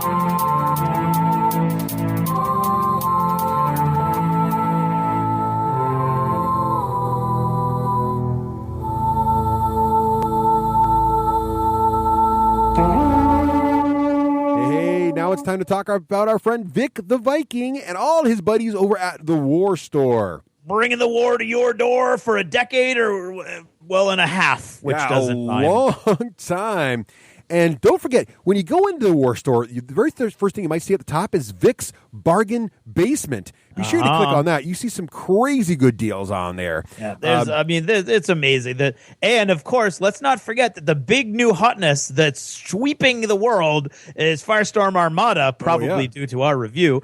And they were sold out. They were cleared out. And now they're loaded again. So go ahead and check it out. Dust off those new models, or those old models. Get some new models. Get the new rulebook and roll. Storm Zone, the 2-player sets all there. Man, they got it all going on right now. So check that out. Don't forget to look at the left-hand side navigation there on their website for all the great stuff, whether it's terrain, everything you could be looking game. for. It doesn't matter. It's all there. Head on over there. And don't forget also follow them on Twitter as well, because what's great about these guys is they will tweet when the new games are in stock, when you can pre-order them. So if you're waiting with bated breath for a major miniature war game, they're going to have it at the War Store. Their Twitter feed is literally like the heartbeat of the miniatures world. It is. So check them out at thewarstore.com.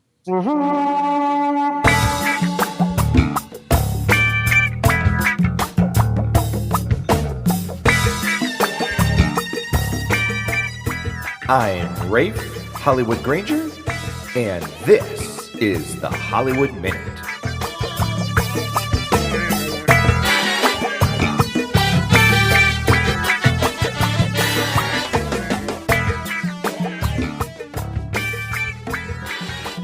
Welcome to another edition of the Hollywood Minute, coming to you at the speed of the frozen north. That's right. It's about 11 degrees here in northern New England as I record to you this Hollywood Minute. The topic for today is going to be video games, mainly of what I've been playing. All right, here's what I've been playing. I've been playing Walking Dead on Xbox Live. This is the Season 2, and this is the one where it's like choose your own adventure, and made by Telltale Games. And if you haven't played Walking Dead, with the downloadable episodical content, you're really missing out on some of the best video gaming there is. Even if you're not a huge Walking Dead fan, just the way the story is paced, I've never played a game where you care so much about characters before in my life. So that was Season 1. Now we're on to Season 2, and the first episode is out. I've already bought the season premiere, or not the season premiere, excuse me, the seasons where, like, when the episodes come out, they're already paid for. And I just had a blast. It couldn't have been too long, and now here I am waiting for episode 2. And what's interesting about that is, for season 2, is it kind of reminds me of way back in Charles Dickinson's time when they used to write, and they would write like serial stories that would come out in magazines. I kind of feel like that. I can't wait for season 2, episode 2 to pop out. And speaking of that, if anybody within the sound of my voice knows how to solve the following problem. So I watched Breaking Bad, all of the seasons on Netflix, but apparently the second half of the last season is not on Netflix. It's not downloadable on Zune. And as far as I can tell, there aren't any DVDs to buy, too. Although I might be wrong on that. I can't remember if I searched Amazon for that or not. So does anybody know when or how I can watch Breaking Bad, second half of the season, which is, I think, 6 episodes? Please send me an email to hollywood@the d6generation.com or my Twitter handle the D6G Hollywood on Twitter. I would love to know that answer. So the second game I've been playing is The Wolf Among Us. Again, Telltale Games, another choose-your-own-adventure, episodic, and this is based on a set of comics that I've never really read and don't know about, but what it has to do is it has to deal with the fairy tales existed among us, and they live in this one section of New York. So there's the big bad wolf, there's Snow White, there's Cinderella, there's Beauty and the Beast, and it deals with them as if they were real live characters in New York.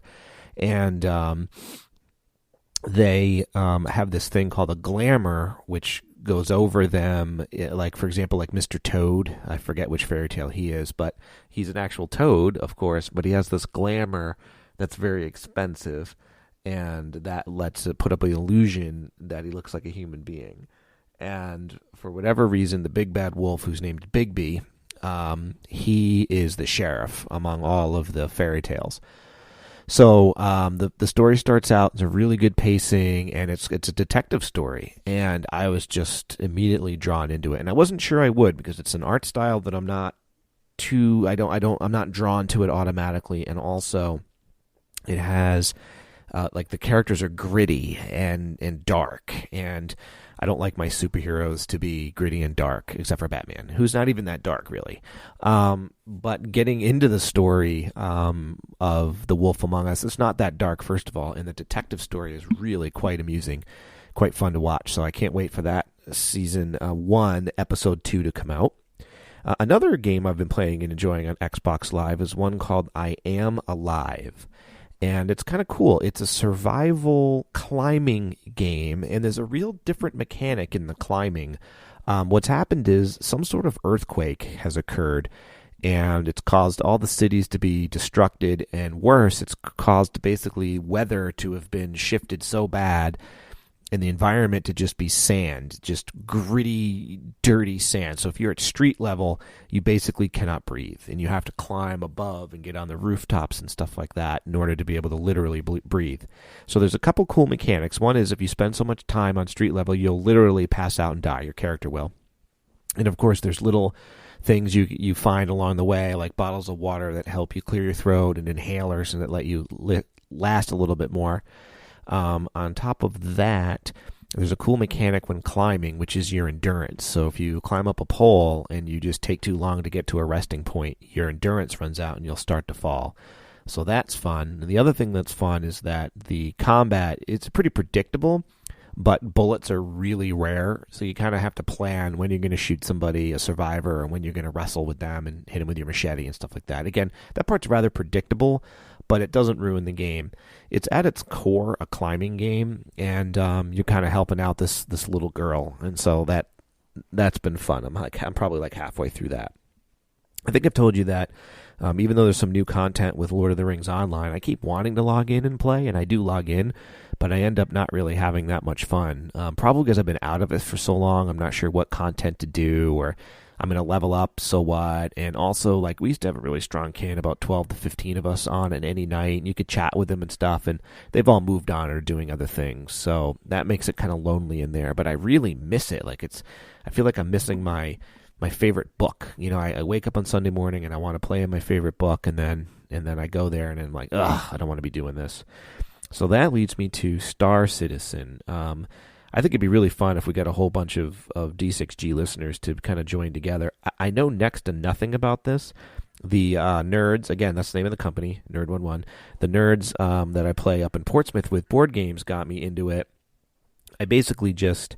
Russ can tell you more about it. He probably knows this guy from the Star Wars game. I guess the creator of this game made some sort of Star Wing or X-Wing game back in the day, and now he's got this game under his belt, and he's kickstarted it and raised $1,800 million gajillion dollars, and so basically what I did was these nerd guys were like, Ray, if you're going to like it, it's going to have a cool MMO feel to it. It's going to be a little different. This guy's awesome. And so I basically just signed in and bought some sort of ship. And so now I get all these news articles. And to be honest with you guys, I need like a primer. I don't even know. I try to read the news articles, but I don't even know what he's talking about. Something about hangars, and I don't know. I would love it if somebody wanted to give me a little primer of like what I should be paying attention to. I'm like, I can look it up on Wikipedia what it's going to be about, but like, what should I pay attention to with these newsletters? So that's Star Citizen, and I'm still got Batman Arkham Asylum that I'm working through, and don't really have a lot of time. I've been spending a lot of time doing Rocket Dog reports, and a lot of time with practicing law as a solo practitioner here. It's been pretty busy, and actually looking to hire my next paralegal, so that's been a little bit of a trying experience to have a couple good candidates, and then at the last minute they didn't work out. That's been frustrating, but that's all. Those are good problems to have, right? Looking forward to coming down to TempleCon. Anybody who's on my Twitter feed, just send me a shout if you're going to be there. I'd love to say hi. I'm debating if I'm going to just float around and play games, or if I'm actually going to try to sign up for a couple events. I missed a registration, so I guess I'm going to have to stand in the line, which is kind of a bummer. But anyway, what are you going to do? Of course, staying at a La Quinta, and thank you, Angelo, for that. And that's my story, guys. Until next time, Hollywood signing out. Again, you can follow me on my blog, which is rarely and frequently updated, but when it is, it's awesome. And I got to do a follow-up about my games cleanse. Again, Rocket Dog writing has kept me away from that, but do look forward to getting there. I have been tweeting a little bit. I want to thank Fred for his advices to me for reading. Oh, that reminds me. Read the novel. I'm listening to it on Audible, Matterhorn. Matterhorn is a Vietnam novel. It's making me want to play my Vietnam Army that Navin of Painted Figs painted for me. I have both sides. I've got the 101st Airborne ready to go, and the Viet Cong, and I'm looking forward to that. I've got to do some work to get the Viet Cong pit traps and bamboo spike traps and stuff like that ready to go, but once I do that, I'm looking forward to get a game. I'm sure I can get old Andy or Matt or Stino to give me a game there. Yeah, so that's it. Signing out. You can follow me on the D6G Hollywood on Twitter, or jimmydjango.com is my blog, or email me at hollywood@the D6Generation. Until next time.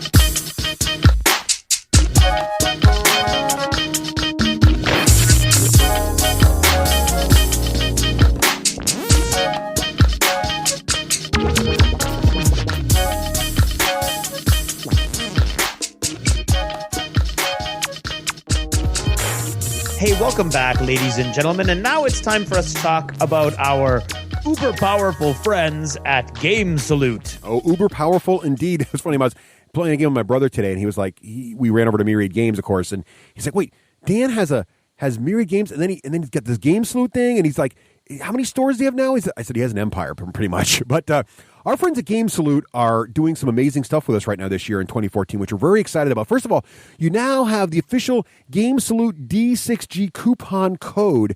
So if you head over to GameSalute.com and click on their store there, you will see that you can put in the D6G code, which is always D6G plus our episode number, so D6G 140 if you heard about some stuff here.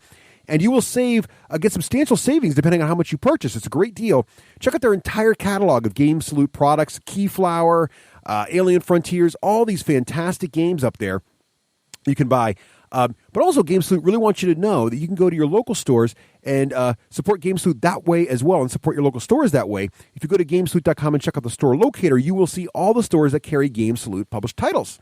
And just as a reminder, Game Salute is the publisher that goes out and reaches out to small studio game designers and helps them get their games published through Kickstarter and other methodologies, and not only gets them published, but then gets them into stores so you can see your awesome game on the store shelf. Mm-hmm. Right? These guys they have more energy than you can possibly imagine. So again, head on over to GameSalute.com, check out their store, and make sure you use the code D6G140 for savings. You looking for news, reviews, and interviews? The D6 generation. It's groovy as groovy does define, baby. The D6 generation.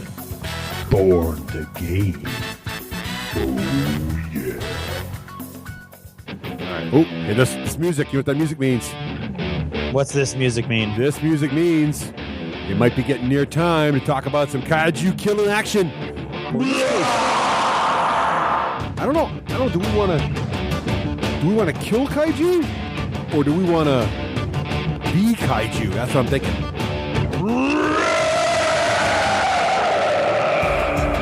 I want to be Kaiju. We should be Kaiju. So anyway, by the way, Pacific Rim, another movie better than The Hobbit. Anyway, moving on. Teras, we thought... I will agree with that, actually. So Teras, you were talking the day. We thought it'd be kind of fun to give you a twofer review today. Yeah. Sometimes you haven't done that in a while. These great filler games, they don't really take up an entire review slot, to talk about them, but they're great games nonetheless, and they really be included here. And one of the games we've mentioned a lot on this show, because a lot of our guests are playing it, talking about all the time, is, of course, King of Tokyo. And Teras, this is one of your go-to games. You like this one, right? Yeah, I really do. I think it's an awesome game. It's really easy, super easy to kind of get the feel for it. We played it at our condo down in Mexico one night. My daughter and my wife, that was the first time I played it. And I think we all got it within, 10 minutes of playing it, or not even. It's just such an easy game and fun. And I really do think that it's going to be kind of a different game each time. So, I really like it a lot. Let's talk about it. So this one is it's been a little while. It's a 2011 Richard Garfield game. Now, if you think Richard Garfield's name sounds familiar, that's because he made a little game called Magic the Gathering. So, not a stranger to game design. And Craig, do you see the little paragraph, little lead line here from the game there? The pair. Yes. Can you read that for us in some kind of dramatic reading, please? In King of Tokyo, you play mutant monsters, gigantic robots, and strange aliens, all of whom are destroying Tokyo and whacking each other in order to become the one and only King of Tokyo. That's right. So in this game, you take on the role... For 2 to 6 players, you take on the role of a giant kaiju / giant robot / some kind of creature that is in fact trying to kill Tokyo. And again, this is another quick filler game, about 30 minutes or so. Teras, did you say 30 minutes play time is about right on this thing? Oh yeah, for sure. Yep. Yeah, sure. And by all means, you can get it done really quick. In the box, it's got a good little size box, a high quality box, and in this box, you get about 66 cards. You get 6 monster boards, which are like little play mats, which also have built-in dials on it, which is kind of nice. You get 6 monster tokens with plastic stands, because they're basically the monsters you play in this game aren't plastic figures. They're actually those giant kind of old, they're really nice thick cardboard with really cool artwork on them, but they stick in these little plastic standees, so it's kind of like vertical cardboard, right? That's your dude. Then you get a bunch of these 6-sided dice, but they're oversized. So they're kind of like giant plastic D6s with different symbols on them. We'll get to more of those in a little bit. You get 50 of these, they call them energy tokens, but they're really cool little glowy green cubes, right? And they mark energy, and you track your energy with those. And then also, of course, you get lots of different tokens for tracking effects.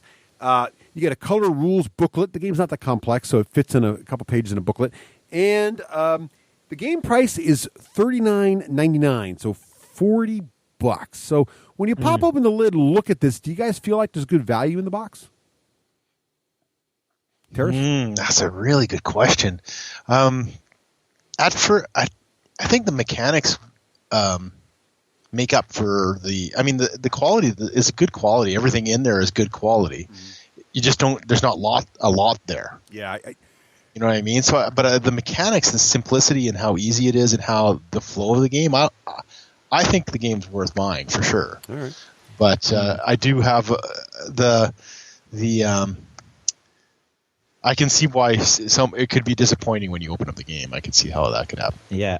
I would say I enjoyed the game when I played it. It's a fun filler game.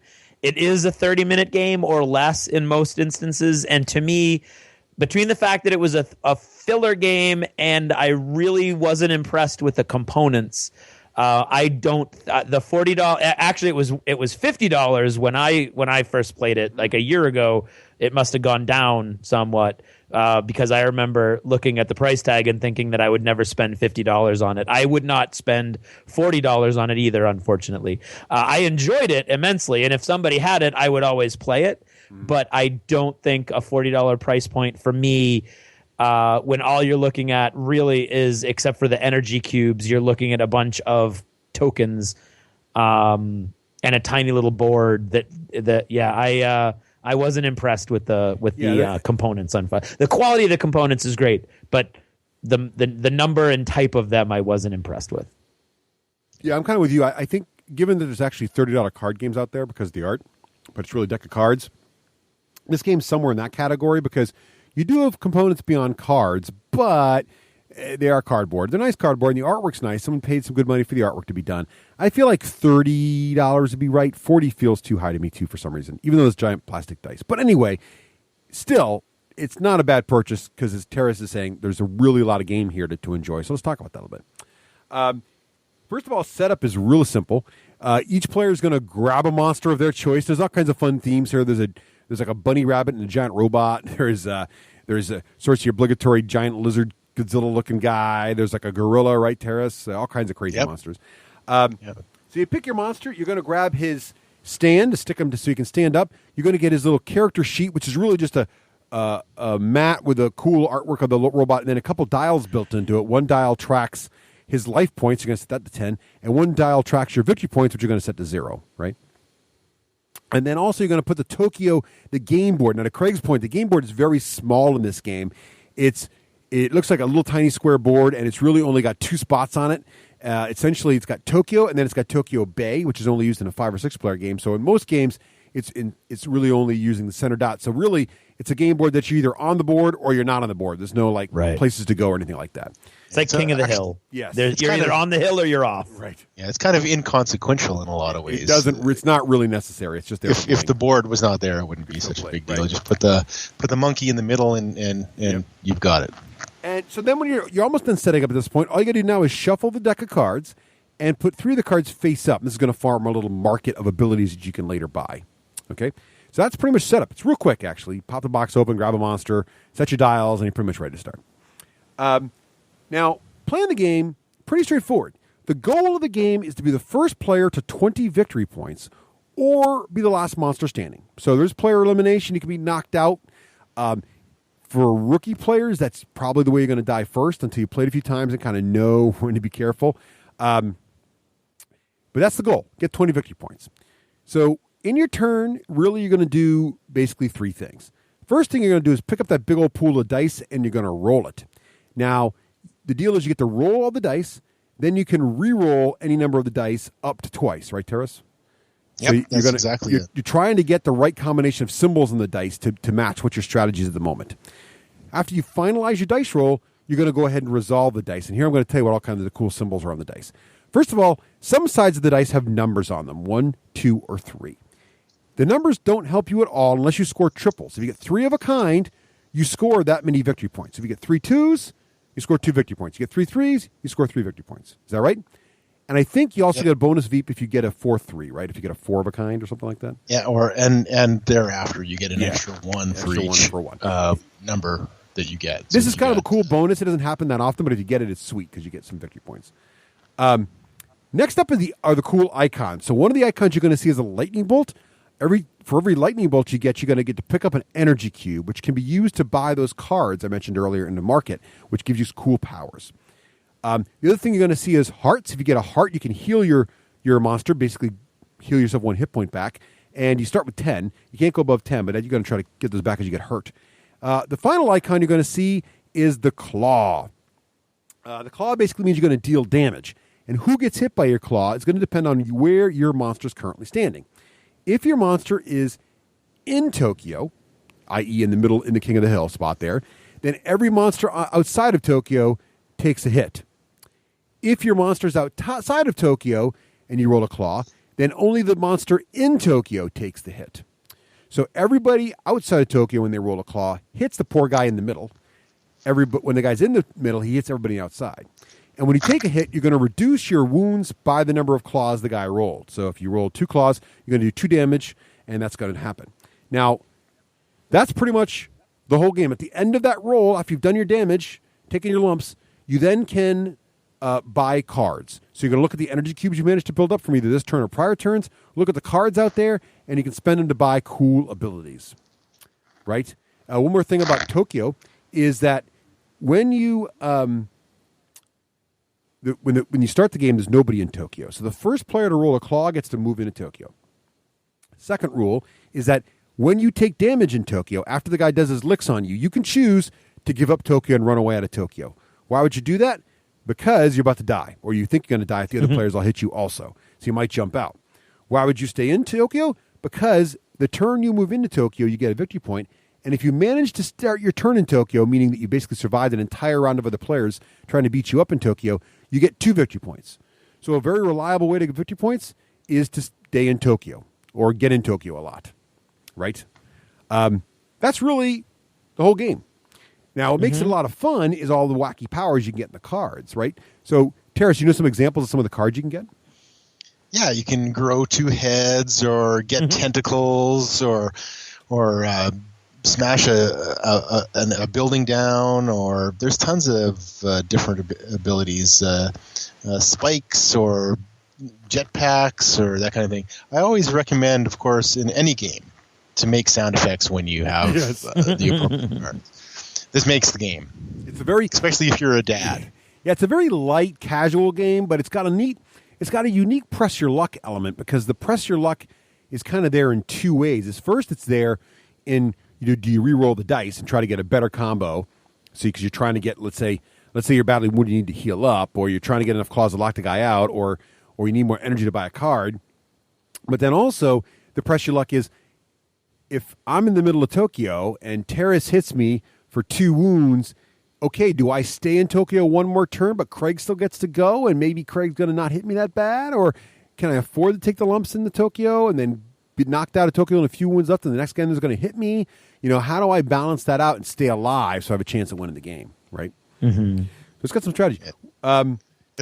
Go ahead, It also has kind of a 40K element in the fact that you always have to kind of figure out what your powers are once you get a card. You got to make sure that you keep track of what you have. So yep, yeah, you don't want to spend the points and then forget what you can do.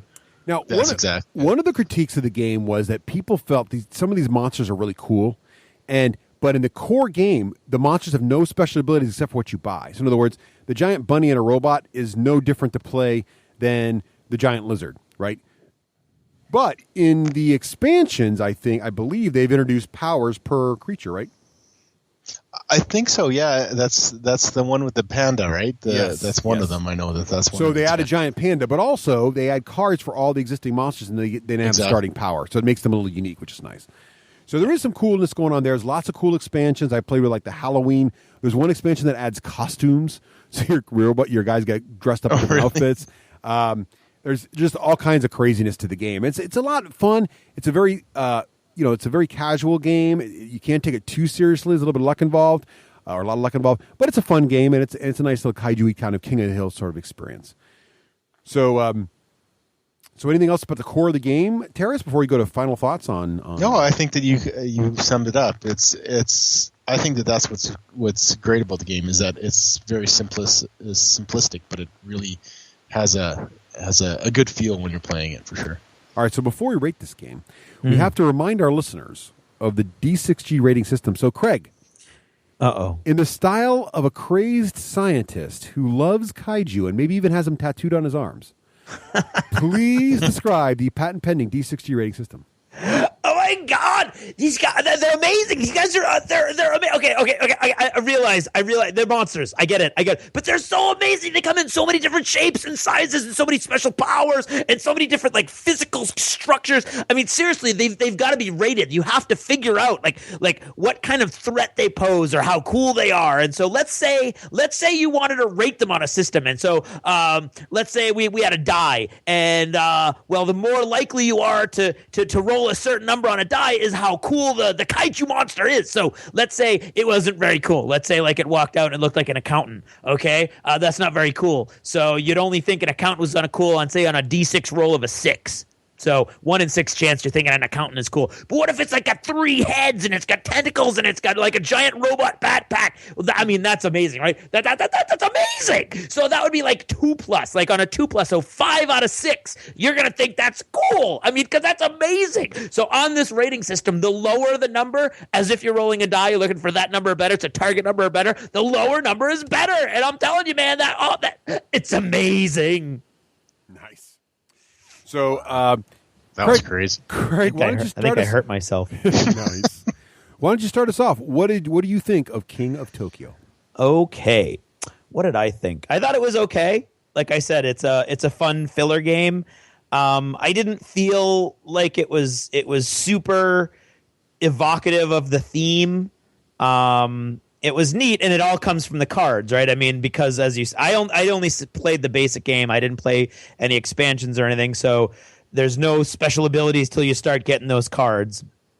And then it's kind of cool, but then they're not going to really match. You've got like the giant robot backpack, but you're the the giant lizard. So you're like, oh, okay, that's kind of cool. But it almost has that Marvel card game thing where it's not really matching up in your head. So theme wise, it kind of falls down a tiny little bit. I enjoyed it. I think the gameplay is fun. It's very simple. It's easy to figure out what's going on.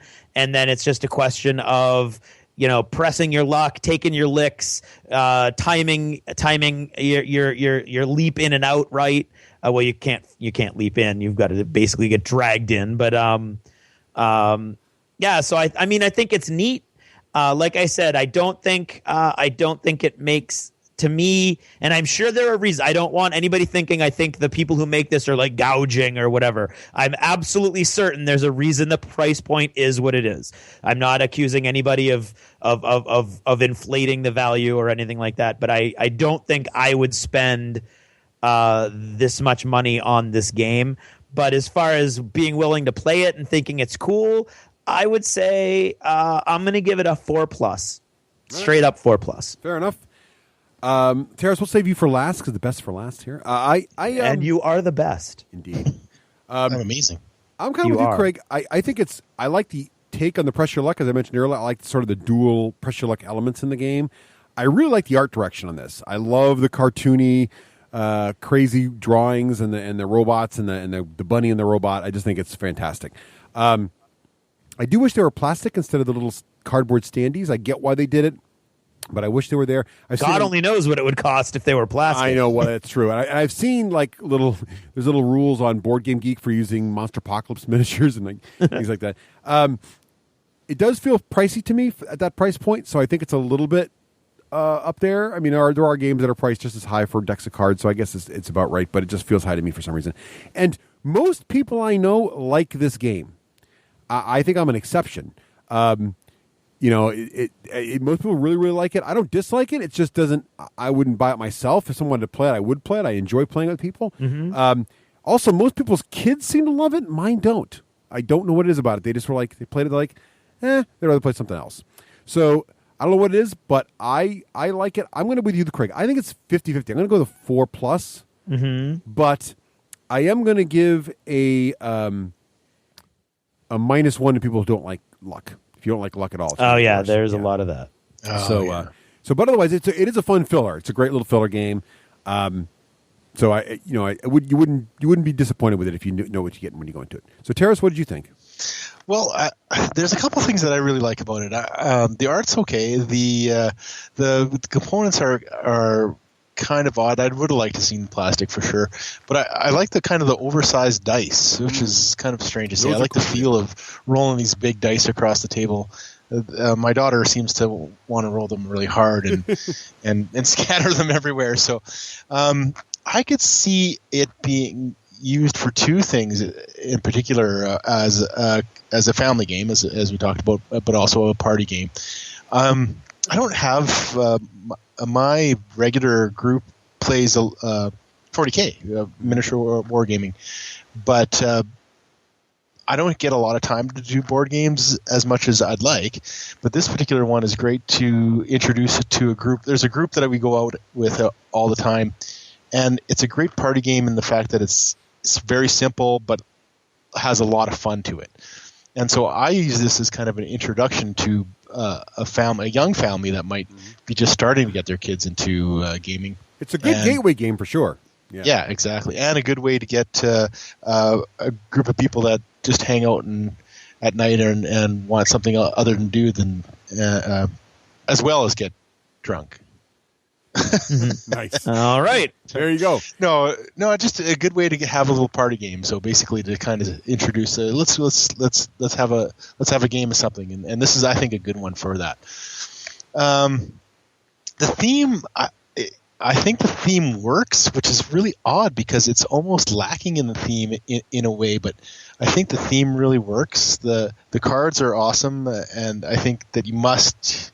If you play this game, you must do sound effects when you buy a card. Agreed. That's exactly what you have to do. So I would give it, I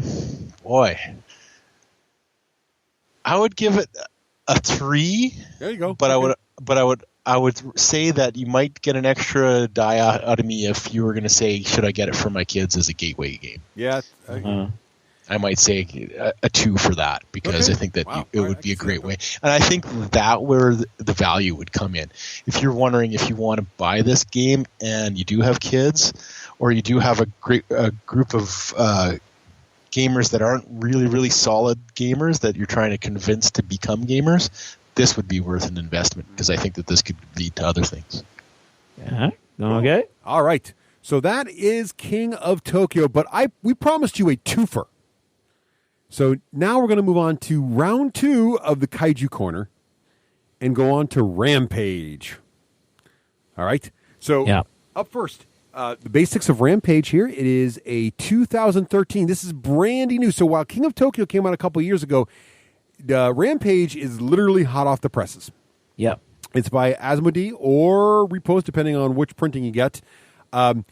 It features 2 to 4 players, but it can go up to 8 if you combine 2 sets together. There are rules for that in the core game, which, Craig, we didn't know about last night. We should have broken out the game and got 8 players going. That would be fun. The price point for this game is $60. More about that later, if it's a good deal or not. So, Craig, are you ready? You need to give us, again, the dramatic reading of the background story of Rampage. You arrive in Meeple City as a gigantic, famished, scaly-skinned monster. Your goal? Dig your claws and dirty paws into the asphalt, destroy buildings, and devour innocent meeples. In short, sow terror while having fun. The monster who has caused the most damage after the carnage ends wins. So, on the surface, this sounds like sort of the exact same game. You're playing a giant kaiju, and you're crushing a city. But the games could not go about doing this theme any differently than they do. They're completely different. Yes. So up first, let's talk about what's in the box. It's important because this game is as much about the components as it is about anything else. You're going to get each kaiju is made of wooden bits. There are 2 parts that form your kaiju. First is the body. Big, thick wooden bits. Big, thick, about 3 to 4 inches tall wooden outline like an inch thick. Yeah, I mean, really big, solid. And if you look at the side of it, it's going to be wooden outline, like a giant meeple of a giant walking lizard type Godzilla thing. And it comes with stickers to put on either side of different colors. You got a giant purple lizard, a giant red lizard, a giant green lizard, a giant blue lizard. Also coming with each lizard is a disc that the giant wooden lizard stands on, and the disc also has a sticker go on it that shows his appropriately colored feet. So you're going to have a round disc with feet on it. You stick your giant lizard on top of that, and that is your fully heighted kaiju. Okay? Right. So you get 4 of those wooden paw tokens and 4 of those big wooden bodies. Then you're also going to get player screens, which have some of the coolest artwork on them. The front of the player screens are formed in such a way that there's this giant face of the monster with a mouth and jaw that comes out and juts out in front below the screen, with slots on it, or little outline spots, to put giant, thickly cut teeth. So you actually see the mouth of your guy with giant teeth on it. 4 teeth can be removed and added to the front of the screen. And behind the screen is the area that's affectionately referred to as your stomach. That's where you're going to put all the stuff you eat for scoring later, so your opponents can't see what you've actually consumed while the game is being played. All right. Then you're going to get 16 teeth tokens. These are the tokens that go on your teeth, the front of your screen, to show players how many teeth you have, which is actually part of the mechanics. It serves 2 purposes in the game. 1, it dictates how healthy you are, but 2, it also dictates how many meeples you can actually eat. Right. Then also, you're going to have this giant city board, which is actually sort of a giant puzzle that forms together. You're also going to have a runaway board, a side board, where all the meeples that escape the city go. You're also going to get 90 wooden meeples. 90 That's a lot of meeples. Wooden meeples in this game. Okay? And there are 15 each of 6 different colors. So 15 sets of 6. Exactly right. You're also going to get 4 wooden meeple-shaped vehicles that are cut in the outline of a meeple. So it's like a wooden meeple vehicle. And then there are stickers. They're not in the outline of a meeple. They're in the outline of a vehicle. Thank you, yes. Yes. A wooden vehicle, a veeple? Maybe, I don't know. Anyway. A veeple. So the veeple, they also get stickers to put on either side of your veeple. So one of the vehicles looks like a little ice cream truck. One of them looks like a little Hummer with a turret on it. One of them looks like a little delivery vehicle, that kind of thing. Fire engine. These are going to be vehicles that are around the city that, of course, your kaiju can pick up and fling because, why not? Also, you're going to get 19 floor tiles. Now, again, here's where the quality... So what's going to happen here in this game is you're going to actually... Thick linen tiles. Really thick linen tiles that represent the building, the stories of a building, okay? And you're going to take 4 meeples and put 1 in each corner, and then on top of the 4 meeples, you're going to put a layer of a building, then you're going to put 4 meeples in each corner of that and put another layer of the building. So you're eventually going to have... The graphic design is awesome because the graphic design tells you where to put the meeples in an understated way that's very obvious and clear, but kind of disappears into the background once you're playing, so it's not distracting. It's very cool. Every little tile has its own little story. Mm-hmm. There's a movie theater. There's a mafia meeting. There's all kinds of cool stuff. One of the roofs has a little bat signal on it. and so you get to the top, and that's going to dictate, in each of these buildings is going to be 3 stories high, okay, full of these meeples, with some number of meeples on the roof also, and that's going to be each of these buildings. In the center of the table is a giant building that's actually a sports stadium, which is only 2 stories high, but full of meeples because they're all there watching sports. All right. Then you've got a bunch of stickers, and then you also got a large sticker in the middle. You're also going to get 48 monster cards, which are divided into 3 different categories. You got character cards, power cards, and secret power cards. Excuse me. Then you're also going to have a bunch of other stuff, little things to support the game. But that's basically the game. Yeah. The entire price point for this game. We also got a really nice full color rulebook and 2 full color reference sheets as well to keep track of things. This entire game is $60. Mm-hmm. Now, Craig, what do you think about the price point of this game? I think if you put King of Tokyo at $40 next to Rampage for $20 more, it makes King of Tokyo look even more like it's kind of fighting out of its weight class. $60 for all of the stuff that you get I think is not only reasonable, it's actually a really good deal. You're so much. I mean, heavy wood, and I'm a kind of a plastic guy, not a wood guy. But it all fits in with the theme, and it's really well executed. The graphic design, like I said, is awesome. The card stock is great. The playing cards are a little thin to me, and the player screens are the card stock for the player screens is a little thin, but the stock for the buildings and everything and the design of them is amazing. It's really, really thick.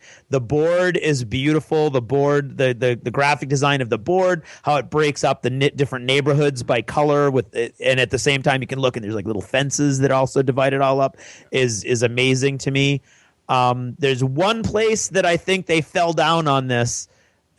So I'm saying it's a great deal. But the one thing that I'm disappointed in components-wise is apparently only a certain I don't know, a certain number of the initial run, or a certain one company or the other, because there's two companies that are making it. There's something going on where some of them have stickers that go on all the meeples, which are awesome, and some of them don't have those stickers, so they're just like Carcassonne meeples. Yeah, so it was a pre-order deal where if you pre-ordered it, you got the stickers. Yeah, and to me, considering you're just talking about a couple sheets of stickers, I literally last night, if they had the game and it had stickers in it, I would have bought it. They didn't have the game, so this is all moot. But I promise you, I would have bought it. But if they had it and didn't have the stickers, I wouldn't buy the game, simply because I've seen it now with the stickers. It looked so cool with the little army men and the little superheroes and little businessmen and the little policemen. And they looked so cool and they looked so neat, and it really just fleshes the whole thing out, that to play the game with just non-stickered meeples to me would be like bringing it down a notch to where I wouldn't want to play it. Doesn't mean that $60 isn't a great deal whether or not you get the stickers, but once you've played with them, to me, I wouldn't get the game unless I could somehow get these stickers, which for some reason are, like gold all of a sudden. Yeah, that doesn't really bother me too much, because I think of Lords of Waterdeep without stickers, and meeples don't usually have stickers for me. So right, but there's nothing in Lords of Waterdeep that has stickers. In this game, your monsters do have stickers. Yes, and the vehicles do. And your vehicles do have stickers, and then the meeples are running around bare butt naked. That's true. I think you wouldn't notice it unless you saw someone who had the stickers. Right, which is quite possible. Yep. But anyway, I agree. I think it's a good value for what you're getting. I would pay $90 for this game. For the components, easy. Well, there you go. Easy, because there are games out of that price. Like, for example, I think component-wise, this is a better deal than Descent. The amount of wood, because most games, like with this much wood in them, are a lot more expensive. There's a lot of jokes right there, but I'm just going to let them all go. Okay. All right. So anyway, let's talk about how to set this game up. All right. So first of all, hey, Teras, how do you feel about with that component list? Do you think $60 sounds good? Yeah, that's a good. I think that's a good price point. At first, I was kind of leery the way it was described, and then I was looking at it, and I'm like, "Wow!" I can see how you might think that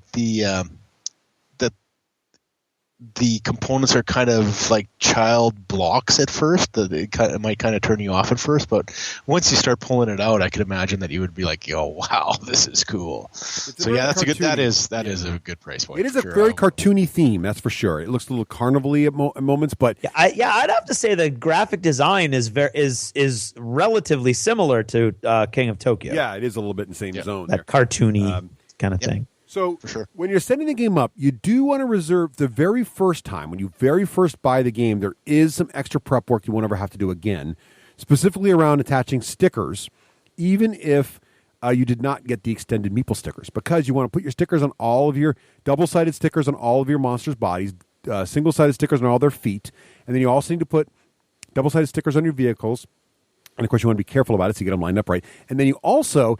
each building spot on the tile, so you're going to interlock these tiles together, kind of like a puzzle, and then each building base of where the city goes has a special base one that actually comes with pre-attached double-sided tape to the bottom of these things. So you peel that off, and you're going to permanently stick these bases of the buildings to the main board. And what that's going to do is it's going to raise up the buildings a little bit from where their sidewalks are on the art, so that when you move your monsters, you actually flick their feet like they're discs. A dexterity game, parts of it are. So you're going to flick that disc, and you're going to slide it towards the building. Because the bases of the buildings are stuck to the board and raised slightly, it means the feet don't generally knock the buildings over, which is sort of a design objective. So it kind of bounces the pucks back into play, if you will. So that's, you're going to stick those on, one-time thing, you're done.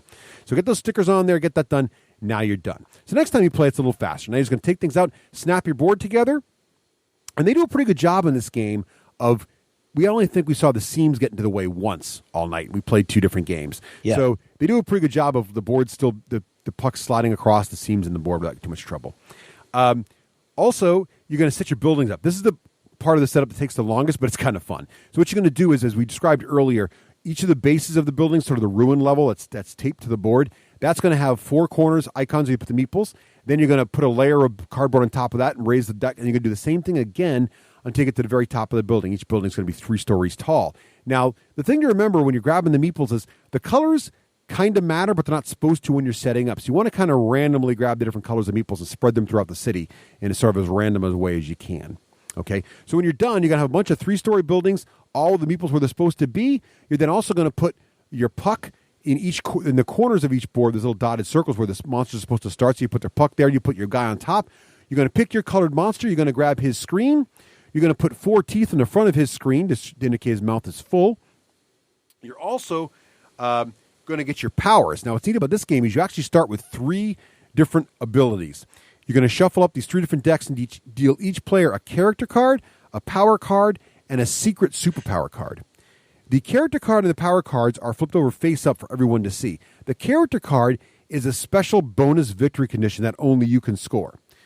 So you're going to look at that. There's a bunch of icons, but there's a nice, easy to understand quick reference guide that tells you what the icons mean.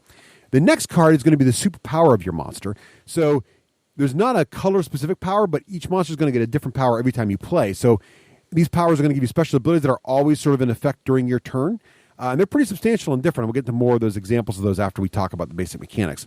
And then the last card you're going to get is a super secret power, which you push face down. You can look at it, but your opponents don't get to know what it is.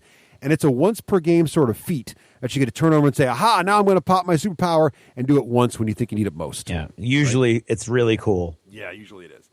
And that's setup. So you're ready to rock. So it's not too long. Setting up the buildings and putting the meeples on is the longest part. Not rocket science. What do you think of setup time, Craig? I thought, well, when everybody, the graphic design helps you a lot. The fact that the building bases are already there kind of makes it sort of like a no-brainer. So then it's really easy to figure out where everything's going. With 2 or 3 people putting it together, the whole board went together in just a few minutes. So I thought it was great, and it's very easy and sort of, it's intuitive where all of your stuff is going. So really, once the 3 of us were setting up and knew what we were doing, we were ready to go in just a couple minutes. Yeah. So do the floors matter? Like, do the floor? That's one of the many awesome things about the graphic design, which I think I would never have thought of this. Every tile is an interior tile on one side and a roof tile on the other. So you don't have to spend any time except in the middle. The middle building, I think, might be a little different, but you don't have to spend any time looking at the tiles, putting them down, because all you've got to do is make sure that the first 2 are internal, and then flip it over, flip whatever one you have over in the end, flip it so that it's the top tile on the top, and it's a roof, and there's a little meeple symbol in the middle of the roof, so a little meeple goes there, and you're done. Yeah, I can see that. And so each floor would have a meeple on it, each side. I mean, usually each corner, the one in the middle has more meeples in it, but it's almost always the 4. It's always the 4 corners. There may or may not be a couple other people here or there, and it's very, very clear on each tile itself. It shows right where to put the people. It does a great job of balancing the building and putting it all together, and it looks really cool when it's done. Yeah, and none of the floors have any specific meaning as opposed to they're just a floor. Nope. They're just really cool. It reminded me a lot of Zombicide because there's lots of little stories going on the board, including somewhere in the city is Captain America's shield. Yes. Oh, that's awesome. We noticed that last night. There's little stuff all over the place. You can just look, and every time you play the game, what's neat about it too is because sometimes one time you play that, tile 16 is going to be the roof of one building, but it'll be the interior of another building. Even when you multiple plays, you're seeing different interior tiles you maybe didn't see before. So you catch these little things like, oh, that's a cool level. Oh, there's the mafia room with the money and the guns on the table. Oh, look, there's the bathroom where someone slipped, and you see these little things all around. But in terms of gameplay, it's just really simple. It just doesn't matter. But from art, it's really neat. All right, so game's all set up. We're ready to play. Good news is your turn is really simple. You're really going to take 2 actions. Now, I should back up. What's your goal, right? What are you trying to do? The big deal here is you're trying to score as many victory points as possible. Now, the way you score points in this game, the primary way is to collect sets of meeples. So eating the meeples, which is what you're going to do because you're kaiju, eating the meeples is important, but having lots of meeples doesn't really help you. You need sets of 6. Remember, we told you that there are 6 different colors of meeples throughout the city. Every set of 6 meeples you collect in your stomach is worth 10 points. Which is a lot of points. A lot of points. It's hard to do. We were finding 20 and 30 points a game was a lot. We did see one game of 73 points, but that was just crazy stupid. Craziness. Like, most people who play the game so far are averaging between 20 and 30, maybe 40 occasionally. 70 points is crazy talk. So you're going to be trying to get these sets of meeples. That's your primary way. But also, every time you destroy a level of a building, you're basically your rampaging monster eats it. So it also goes in his stomach. Every level of building you collect is also worth 1 point. Okay? Then also, you can damage your opponent's monsters and take their teeth. You don't put them back in your mouth. You put them in your stomach. And those, which is behind your screen, those teeth are worth 2 points. So you do get points for beating up your opponent's kaijus.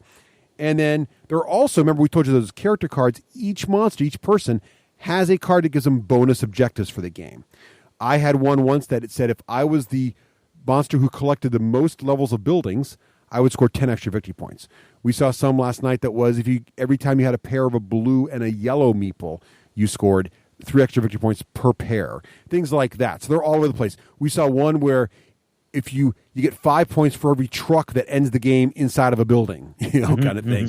So there are all kinds of crazy objectives. It's like a deck of like 15, 20 cards. There's all kinds of crazy. 16, exactly. Thank you. Yeah. That's right. So that's how you score. So how do you play?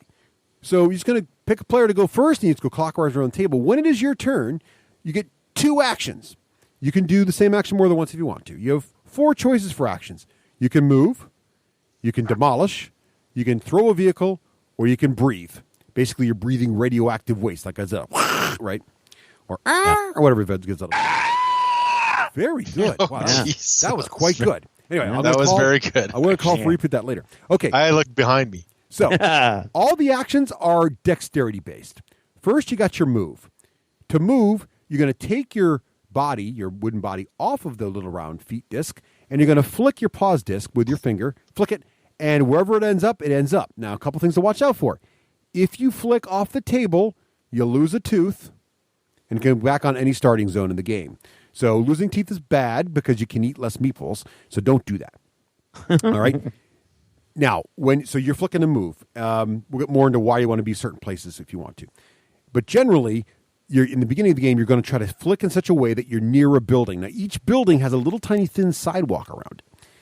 If you manage to get your disc to stop touching one of those sidewalks or on it, you're in good shape. So after you flick your monster, you're going to put your body back on wherever your feet ended up. And that's how you moved your guy. If you want to move again, you just flick again. And that's just 2 actions. Or another action choice is to demolish. So if your base, your feet, are touching one of those sidewalks, you can attempt to demolish the building you are touching.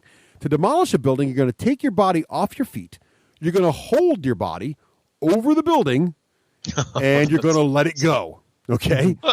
And what you're hoping is that you're going to knock the building over such a way that it's going to knock the floors and meeples all over the place and great things. But you got to be kind of careful here because bad things can happen. For example, if a meeple bounces off the board completely and goes off the table, he then is said to have fled the city. Now, on the one of the sideboards is a fleeing meeple board. It's actually double-sided. There's 2 different sorts of sets of things that can happen when meeples flee. But basically, meeples fleeing is bad. There's different tracks. So you're going to put the fleeing meeples on these tracks. If you happen to be a guy who puts the last meeple on a certain track, bad things happen to you. They run from you lose a tooth to an opponent can put you anywhere else on the board to everybody gets a bonus action this turn, but all kinds of crazy bad things happen. So you don't want to be the guy who puts the meatball on the thing. And in fact, as the tracks fill up, the very last track ends the game. It's boom, game over before you're maybe ready. So it's also a bad thing to happen. So meeples fleeing bad. I love this mechanic and this rule because it basically encourages players to be kind of careful and not end up with meeples all over the friggin' room, which is nice. So when you demolish it, what you're hoping to have happen is you're hoping to have a couple things happen. Now, Craig's point about graphic design, the board is divided into neighborhoods, color-coded. So there's a sort of a green parky neighborhood, there's sort of a brown sandlot neighborhood, there's a blackish asphalt neighborhood, and they're all divided up. There's a beach, there's a marina. It's really cool stuff. So it's all these different neighborhoods. When the meeples fall out of the building, they're going to land in these various neighborhoods. What you're hoping they do is land in the neighborhood where you happen to be, because at the end of your turn, you get to eat the meeples in your neighborhood. More about that in a second. The other thing you want to do when you're demolishing this building is you want to see the floors, any floor from that building, and the pieces of cardboard that ends up without anything on top of it, i.e. no trucks, no monsters, no meeples. You've destroyed that floor. You get to pick it up and put it behind your screen inside your stomach. You've eaten the floor, and you're going to score a point at the end of the game for that. Okay, so that's demolishing. So you've done that. The next thing you can do, if you want to choose instead of demolishing, is you can toss a vehicle. The way you toss a vehicle is if you happen to be in a neighborhood where a vehicle is, and the vehicles have predetermined starting points based on some nice little color coding on the board. Actually, it's cool graphic design. It's a wrecked version of the vehicle, which is kind of neat. So if you happen to be in the neighborhood where the green pickup truck is or whatever it is, you can actually put it on top of your wooden body's head. So you pick up the little wooden truck and you balance it on the head of your body, which is standing on your feet on the table. And you can balance it any way you can make work. You can put the wheels down on your head. You can put the top upside down, whatever you can do to get it on the head. Once you get it on there, you then take your finger and you flick it off the head of your monster. And what you're hoping to do here is one of any sorts of things. You might want to hit a building and knock it over. You might want to knock a meeple off of a wrecked building onto someplace you can get. Maybe you want to hit another guy's monster. Because if in the course of demolishing a building or flicking a truck, you knock over someone else's monster, they stay knocked down, and you get to take a tooth out of their mouth on their screen, and you put it behind your screen. So it doesn't in your stomach. Yeah, in your stomach. It doesn't heal you. It doesn't go in your mouth if you've lost a tooth. It doesn't make you stronger, but it does score you 2 points at the end of the game. So beating up other kaijus is great. Another mechanic I like is if you knock one of the other players' kaijus over and score one of their teeth, they stay knocked down until the start of their own turn. So a bunch of players can't pick on the same guy. Once you're knocked down, you don't get points for knocking the same guy down again. So that's kind of a nice little game balancing mechanic. So that's tossing a vehicle.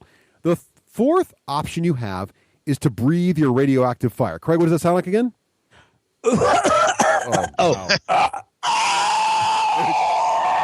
Nice. So to breathe. That first one was what I sounded like last night. Yes, Craig was great. Like, watch this. Not going to bother an asthmatic. This is going to be awesome. It's a good thing I don't have a cold. And I did nothing. So I actually knocked myself down. To breathe, you literally breathe. So what you do is you put your chin on the top of your little wooden monster body. So you lean down, put your chin on top of your kaiju, and you blow as hard as you can any direction you want. Or as soft as you want to, whatever. Strategically, you blow to try to either knock over a nearby building, knock over a nearby kaiju, maybe a bit of both. And those are your 4 actions. So that's really what happens there. The other thing you're going to do after you've done that and you've resolved whatever happens, so you knock over a building, you take care of the runaway meeples who fell off the board and they fill up that chart, which bad things might happen. You maybe knocked over another kaiju by breathing or throwing a truck at them or dropping your kaiju, you're demolishing a building, happens to hit the other kaiju too. Craig, one rule we didn't know about. If you choose to demolish a building and drop your body on it and you somehow miss the building completely, you lose a tooth. Oh, well, that makes sense. Right, so you really want to... Which also means you can't just drop it on someone else's kaiju. You got to try to drop it on the building. Right. So after all that, you're going to do a phase that's called chow down. Chow down means now you eat as many meeples as you're allowed from the current section you're in. So if you're currently in the blue zone and there's no other meeples there, you eat nothing. But if there are a bunch of meeples lying around the blue zone because you demolished a building or someone else demolished a building earlier and didn't get to them, or maybe, someone else demolished a building in another zone, but the people shot over on your side of the table, which is sometimes awesome. Or whatever reason they're there, you can now eat whatever meeples are in your zone. You can eat as many meeples as you currently have teeth in your mouth. Now, you always start with 2 teeth you painted on your sign. So you always have a minimum of 2 teeth. But then you also start with additional 4. So if you're a healthy kaiju, you can eat 6 meeples that are in your zone. And remember, if there's more than 6 meeples in your zone, which happens sometimes, you can choose which meeples you eat, which is strategic. And the only time in the game you really get into analysis paralysis because you're trying to figure out how many sets you've got behind your thing. Because remember, it's complete sets of 10 meeples that get you the 10 points, or 6 meeples that get you the 10 points, not eating lots of meeples. If you eat blue meeples all day, it doesn't help you at all. Unless you have there's one objective that's to eat the most meeples out of anybody. But for the most part, in the core mechanics of the game, you really want to get those sets of 6. So you're eating strategically. And as you lose teeth, now you're only eating 2, 3, 4 meeples a phase. And now there's not going to be 6 of them. As the game progresses, lots of meeples shoot everywhere and it gets really nasty. All right. So when you're eating a meeple, you can't take a meeple that's still standing in a building. He has to be kind of laying down on. That's correct. There's 2 rules about that. You cannot be on a level of a building, and he cannot be on the bottom level. So even if you knocked all the floors off a building, and there's that bottom sort of raised section I told you about that's stuck to the board that it looks like a ruin of a building. Right. There's 4 meeples in there as well because they're the foundation of the building. Those guys that are in there, you can't eat them either. The only way to get them out of the building, the primary way, is maybe blowing on them, Or there are some special powers like stinky feet that drive them from the building when you're near them, which is kind of cool. But basically, yeah, they got to get those guys out. I mean, you fling a truck to knock them out, or you blow on them. That's the best way to get those guys out of there. But you're right, Teras. You cannot eat them unless they're in the colored zone where you are. And the buildings, the way they did it, another great graphic design move, the buildings aren't actually in any zone. They're sort of a neutral zone between all the zones. So really clear, really obvious what's going on there. And by the way, if your Kaiju's feet are ever crossing a line, like in two zones, you can choose which zone you're in on the very clear rule. If a meeple's on the line, you can also choose which zone he's in. So if you're in the blue zone, meeple's on the line between the blue and the red zone, you can eat the meeple on that line. So that's pretty much the whole game. So basically you go around, you're flicking your dude, you're dropping your guy on buildings. The game ends when there are either the runaway meeple board stops it, but that doesn't happen very often. What more likely stops the game is that all the levels of the buildings have been destroyed. So once the last level, so if your action removes the last level of a floor from a building that's on the table, all the buildings, so you go and the last building's completely leveled, then every other player gets one more turn and the game ends. Because there's probably still meeples hiding in those foundations or lying around someplace. You just basically caused the end state to occur. Mm-hmm. And that's it. That's the whole game. A couple examples of powers might be kind of neat. So one of the... So there's different bonus victory conditions we've talked about, like certain color combinations are bonuses, or having the most meeples, or eating the most building levels, having the most teeth from the enemies collected. But the cool powers are kind of neat. So one of them, for example, is called Sticky Tongue, like a frog, and basically it allows you to collect the meeples. Instead of eating them from the zone you're in, you can eat them from an adjacent zone, which is cool. One of them is Twinkle Toads, which lets you actually flick your disc twice for each move action, which is huge. I had one which allowed me to place my disc anywhere in my current zone before I moved, which is really powerful. Craig, can you think of any other cool powers we saw? I had one that was very simple, but it would have been great if I had gotten into more fights, which was Retainer. Oh, yes. Which means you can never lose more than 2 teeth. And the cartoon picture on the card was awesome because it was a giant Godzilla monster with braces. Yes, I had Saber Teeth, which again had. All the cards have really, really cool artwork, and it had giant, long saber teeth, and it basically had the effect of I had +2 teeth to what my current count was for eating meeples. So I could really... Go ahead. No, I was just going to ask if... So the powers, just to reconfirm, powers are randomly given. Yes, right? They're dealt at the beginning of the game, and it's sort of like your core basic ability. So it kind of tweaks your monster slightly and makes you unique. Then the other thing you would have gotten at the beginning, in addition to your bonus victory condition, you have this superpower. Then you also get this super secret superpower, which is face down once per game. And some examples of those, which was really cool, is one was called the Terminator, and actually shows one with a little red eye, just like Arnold Schwarzenegger, a little kaiju. And that one is you flip it over, and all the monsters that are currently in your zone, it causes an earthquake, and are all knocked down, and you get their teeth. So as if you can get in a zone with a lot of monsters hanging on it, you can really do a lot of damage. Craig, can you think of some other feats we had? I had one that was Stubby Wings, and it allowed you once a game, you got to pick your kaiju up and place him anywhere on the board. Nice. As a free move, and then you still got your 2 actions. Nice. So it was kind of, which is awesome because you get sort of, everybody starts, when the meeples land, like flying off the buildings, it's totally random because people are throwing themselves on the buildings or blowing at the buildings. So there's where the meeples end up is bizarre. And you need to get in the neighborhood where they are if you don't have the long sticky tongue. So people start to congregate wherever the meeples started landing, and then they start fighting amongst themselves. And when we were playing last night, I was sort of stuck in a corner, and I couldn't get anywhere by flicking easily.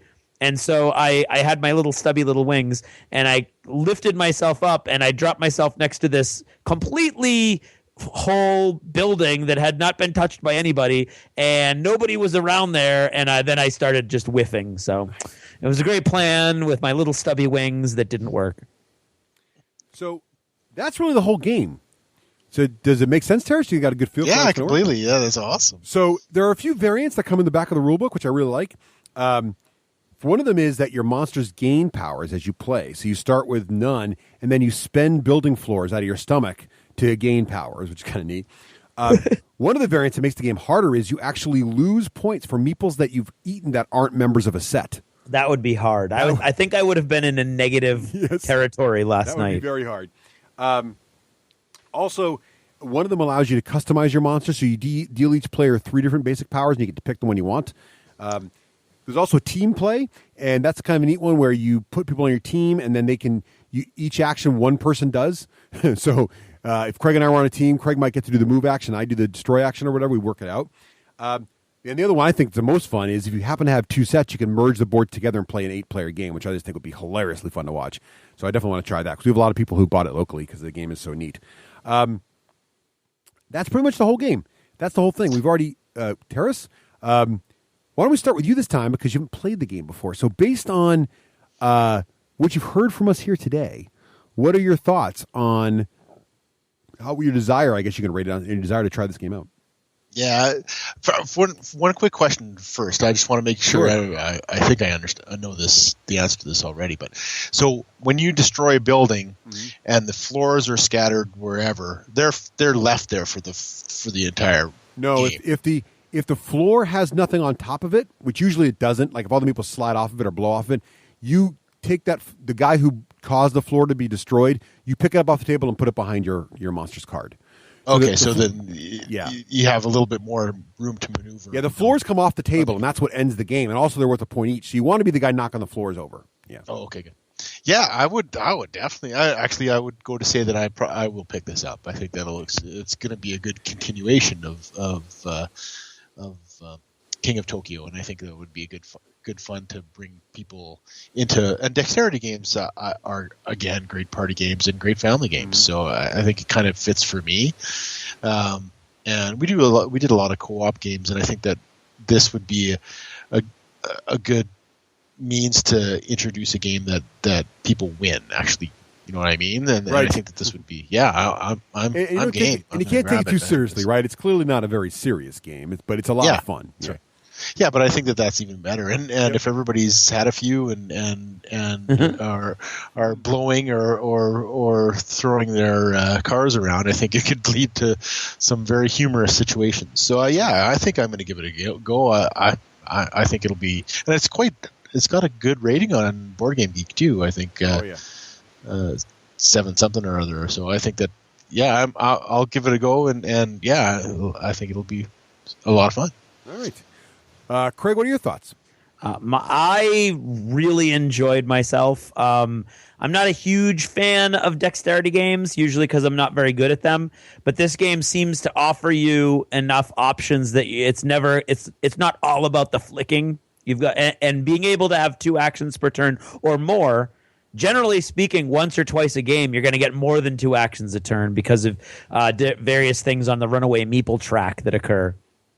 And I enjoyed it a lot. It was a lot of fun. It was fast. The game couldn't have lasted 30 minutes that we played. Yeah. Setup is a little longer, but still not that big a deal, especially if you've got a well organized game box. So I would say I really enjoyed the graphic design. I really enjoyed the solidity of the wood. I enjoyed the cards and the way the cards customize. I would have liked to see more individuality in the actual monsters. I think they're all pretty, other than the color, they're all the same. But when you got to it, that actually directly addresses something that I had, one of my problems with King of Tokyo, which was your cool power-ups didn't match your monster. Well, now all your monsters are the same, so all the power-ups are generically fitted to that monster template. So there's no my giant robot has a scaly tail. They're all they've all got scaly tails. So if that's a scaly tail power, you have a scaly tail. So I ultimately I liked the way that all came together, and it didn't bother me at all. I mean, it's crazy, all the different things, the breathing, the flicking of the I don't think I would like to play this with some people that I know that might have some halitosis issues, but I mean, the flicking of the vans, and I really, really enjoyed everything about it. I didn't want to stop playing. We had to. We yesterday was ridiculous schedule wise, and we had to rush out, or we weren't going to be able to eat. But I was right on the edge of saying, let's just have another game instead of eating, which is huge for me, who really likes his food. Mm-hmm. So I would say I'm going to give this game I'm going to say it's a 4+. +1 if you enjoy or even don't mind silliness, because I think there's a lot of silliness. An additional +1 if you like giant monsters destroying things. There you go. So if you don't mind silliness and you enjoy giant monsters destroying things, this is a 2+. It's a no-brainer. Nice. Well, so my thoughts, I think the components are off the charts. Even in lieu of the meeple stickers, I think this is just fantastic. The level of detail and the artwork on the floors, on the game board. And you're right, Craig, they're all the monsters are all clearly the same species, but if you look carefully, like the purple monster's clearly a female and she's got earrings, and then really? So the see, I didn't get a chance to look that close, so that's awesome. It's not even cookie cut art with different colors. They actually are slightly different. One guy's tail's curled under him, one guy's tail's curled over him, one's got a smirk, one's got a leer. Okay. So they are a little different. But go ahead, Teras. Can I ask a quick question? Yeah. Can you get the other stickers from the company itself? I don't know. Like that, or is that right now you can get them on eBay for $20 for one sheet of stickers. They're hot, but they'll come down. But in any case, even that, I think it's awesome. I love the artwork on the table and the little like Where's Waldo type style of looking around for little neat things to see. Really, really cool. The rules are solid. It's funny. I saw this at Gen Con and I was looking at it and I was like, it could be cool. But I just like the mechanics. It's not just, it's a dexterity game, but it's not dexterity for dexterity's sake. Like everything actually kind of works. And like the runaway meeples mechanics is just brilliant. I really like that a lot. And I have a game. So I have some really cool games in my collection that I really like the Haba's Black Pirate, which is this game with really, really cool components where you blow boats around on the table with a little air cannon thing. And this is that kind of a game in that it's extremely unique. It's kind of like Galaxy Trucker in that there's nothing else like it. It's totally unique. Very easy to teach. Really cool experience. It's a great family game. Have not had a chance to get to the table with my girls yet. I can't wait till this weekend to break it out. And it's one of those rare games you're going to break out with other kids in the neighborhood, and they're going to be like, "Where did you find this amazingly crazy thing?" And I just think it's a great value for the components. I'm going to start it right at a 3+, +1 if you like dexterity games, or if you want a great family game. I will give it a -1 if you just don't like silliness. It's clearly a silly game, and if that's not the kind of game you like, then it's not for you. Which is functionally a 4+ with a +1 for people who do like silliness. Just going to point that out. Look, you get to the same metric your way. I'll get there with my way. Right? Okay, I'm just saying. All right. So there you have it. That is 2 Kaijus in one box. Yes. Rampage and... How can you go wrong? You can't go it's wrong. It's Kaiju Corner! So, Teras, thank you so much for taking all this time out from your busy schedule to join us here on the D6 Generation. Yes, your globe-trotting schedule. No, that was awesome. I really enjoyed that, and it's always great to learn about new games. So I think I'll be picking up Rampage. So that's awesome. Thank you, Thank you guys. Well, hey Teras, if people want to find out more about you, what you're up to, or Geek Nation Tours, where should they go? GeekNationTours.com or email me at headgeek@geeknationtours.com. Cool. Excellent. Awesome. Well, thanks again, Teras, and best of luck, and we'll see you at Adepticon. Yeah, bye-bye, Teras. See you. It'll happen sooner than you think. Sounds great. I'll see you guys there. Can't wait to play a few games with you. Absolutely. Maybe Rampage. Maybe.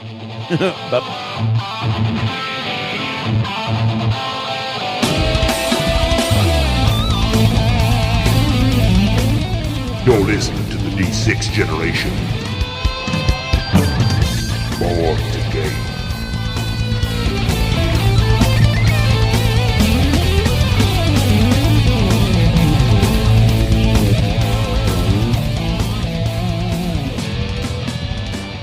Hey guys, and now, of course, with the second world-shattering freeze descending upon us, it's time to start thinking about vacations. Curse the polar vortex. Yes, curse you, polar vortex! When I was a kid, we had polar vortexes too. We called them winter. That's right, we did. We called them cold snaps. But your point is well made, Craig. In order to escape the cold snap / winter / polar vortex or whatever, or weather, we have to travel to areas where it is warmer. In fact, we do.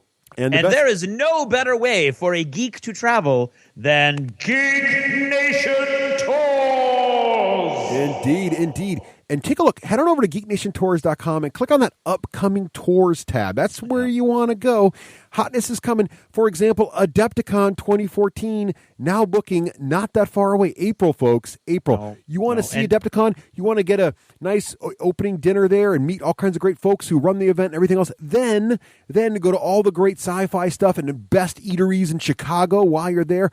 Traveling to these eateries with a bunch of people who have like-minded desires, like they're gamers. They're people from out of town too, so you're not going to be sitting at dinner all by yourself. Like, I'm going to Gen Con, Adepticon by myself. Who am I going to hang out with? No problem. You got a whole tour chillaxing with you, and Teras to make sure you see all the best stuff. That's right. There is no place better to hang out than the Geek Nation Tours website when it's really, really cold, and look at their Geeking Out in Mexico tour.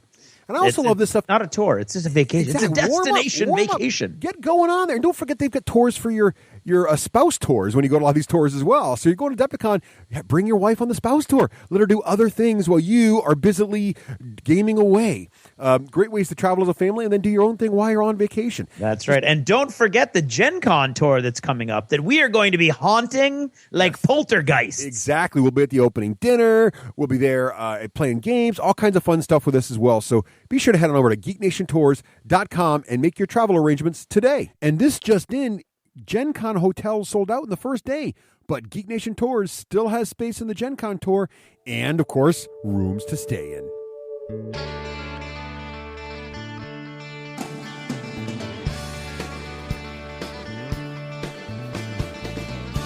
This edition of Did You Ever Notice is brought to you by all of our new friends over at Patreon. All of our listeners who jumped on the bandwagon first thing and made this week such a wild ride. Thanks, guys. We really appreciate your faith and your support. And if you want to support the D6 Generation, head on over to patreon.com/the D6 Generation and check out our video.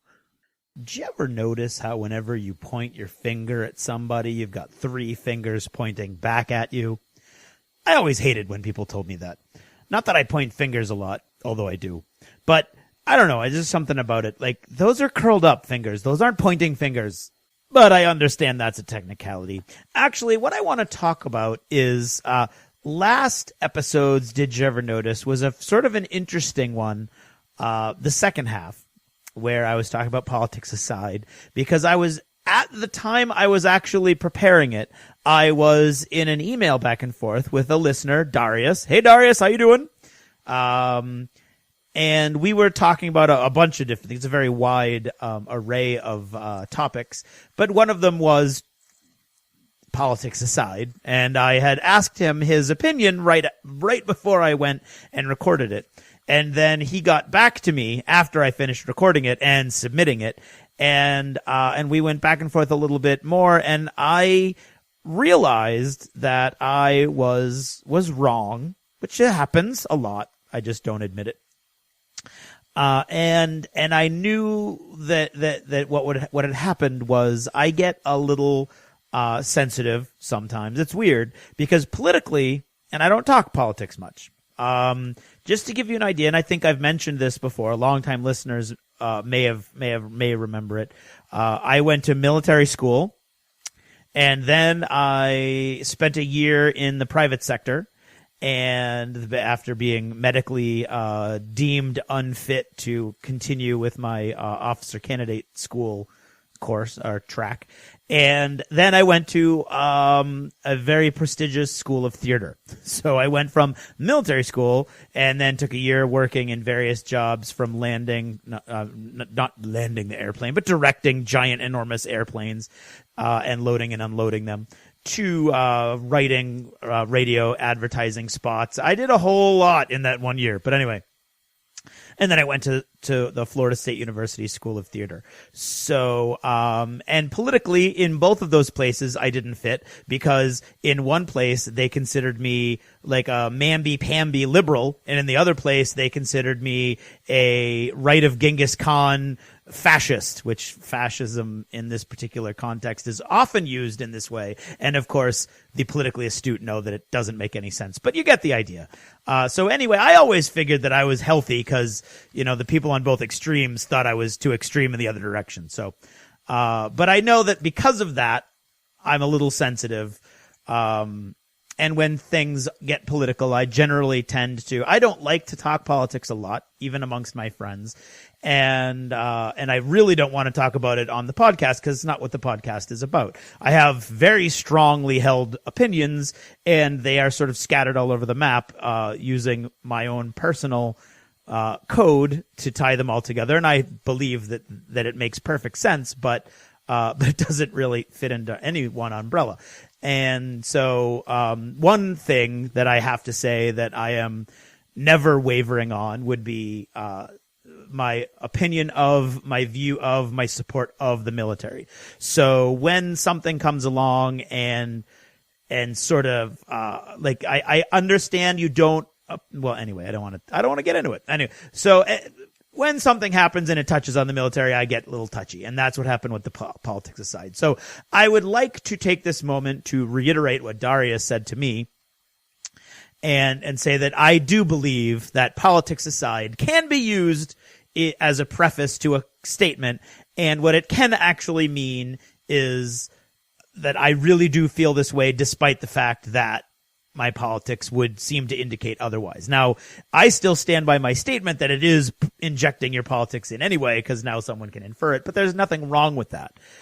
It can also be used as, again, Darius said, to to basically put you on the wrong footing, if I'm putting words in his mouth, but, and set you up as an inferior. But it doesn't matter. And I don't think that was the indication in what spurred me on. So I just wanted to put that out there. It hasn't shown up anywhere yet, but I just wanted to make sure that, that if anybody had at the back of their head, like, well, I don't think that's really right, I would agree with you. I think it can totally be used, in a way that is honest and sincere.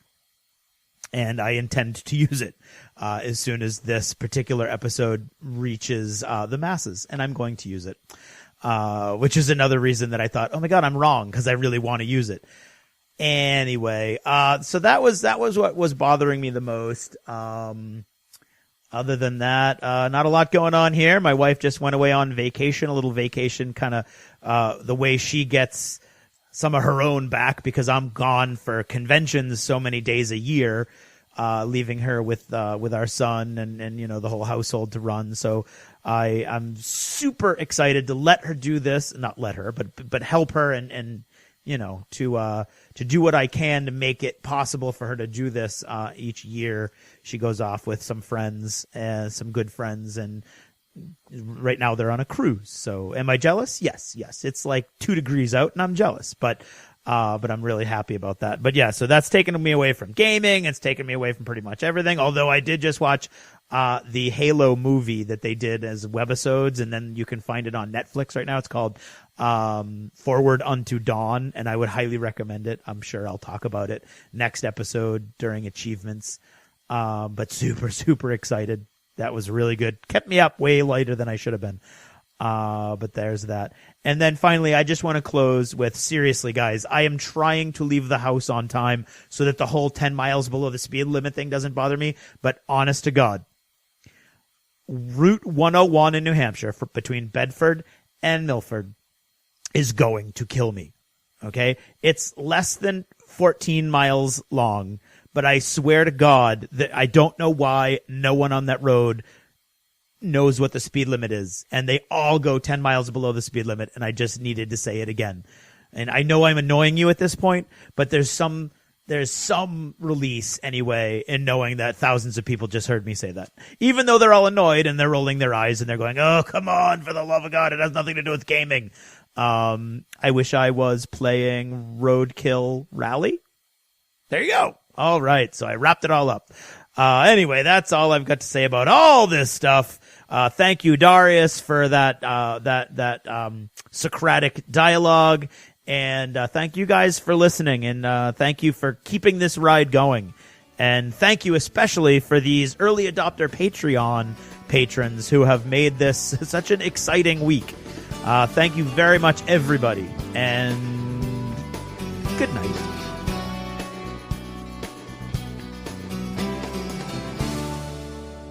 Achievement unlocked. You've made it to the end of another D6 Generation episode, the podcast whose humor has universally been acclaimed as not too horrible. Please let us know what you thought of the show by either emailing us at info@d6generation.com or by posting in our official D6G episode thread at the top of the DACA discussions forum on dacadaka.com. If for some inexplicable reason you actually enjoyed this show, you can help others find out about it by leaving positive reviews on iTunes. See you in 2 weeks. Thanks for listening, and happy gaming. The theme from Total Fangirl comes from the soundtrack of The Last Night on Earth, the zombie game, courtesy of Flying Frog Productions, and is a composition of Mary Beth Magalanes. The Craig?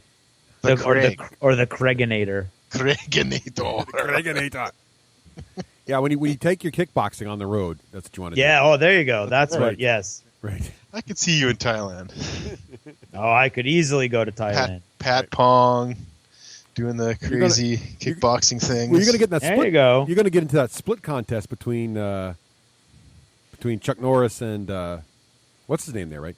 A split contest? You've been seeing that? So there's been a meme going around. Oh, yeah, that's all me. That's Yeah, all you me. should do that. Yeah.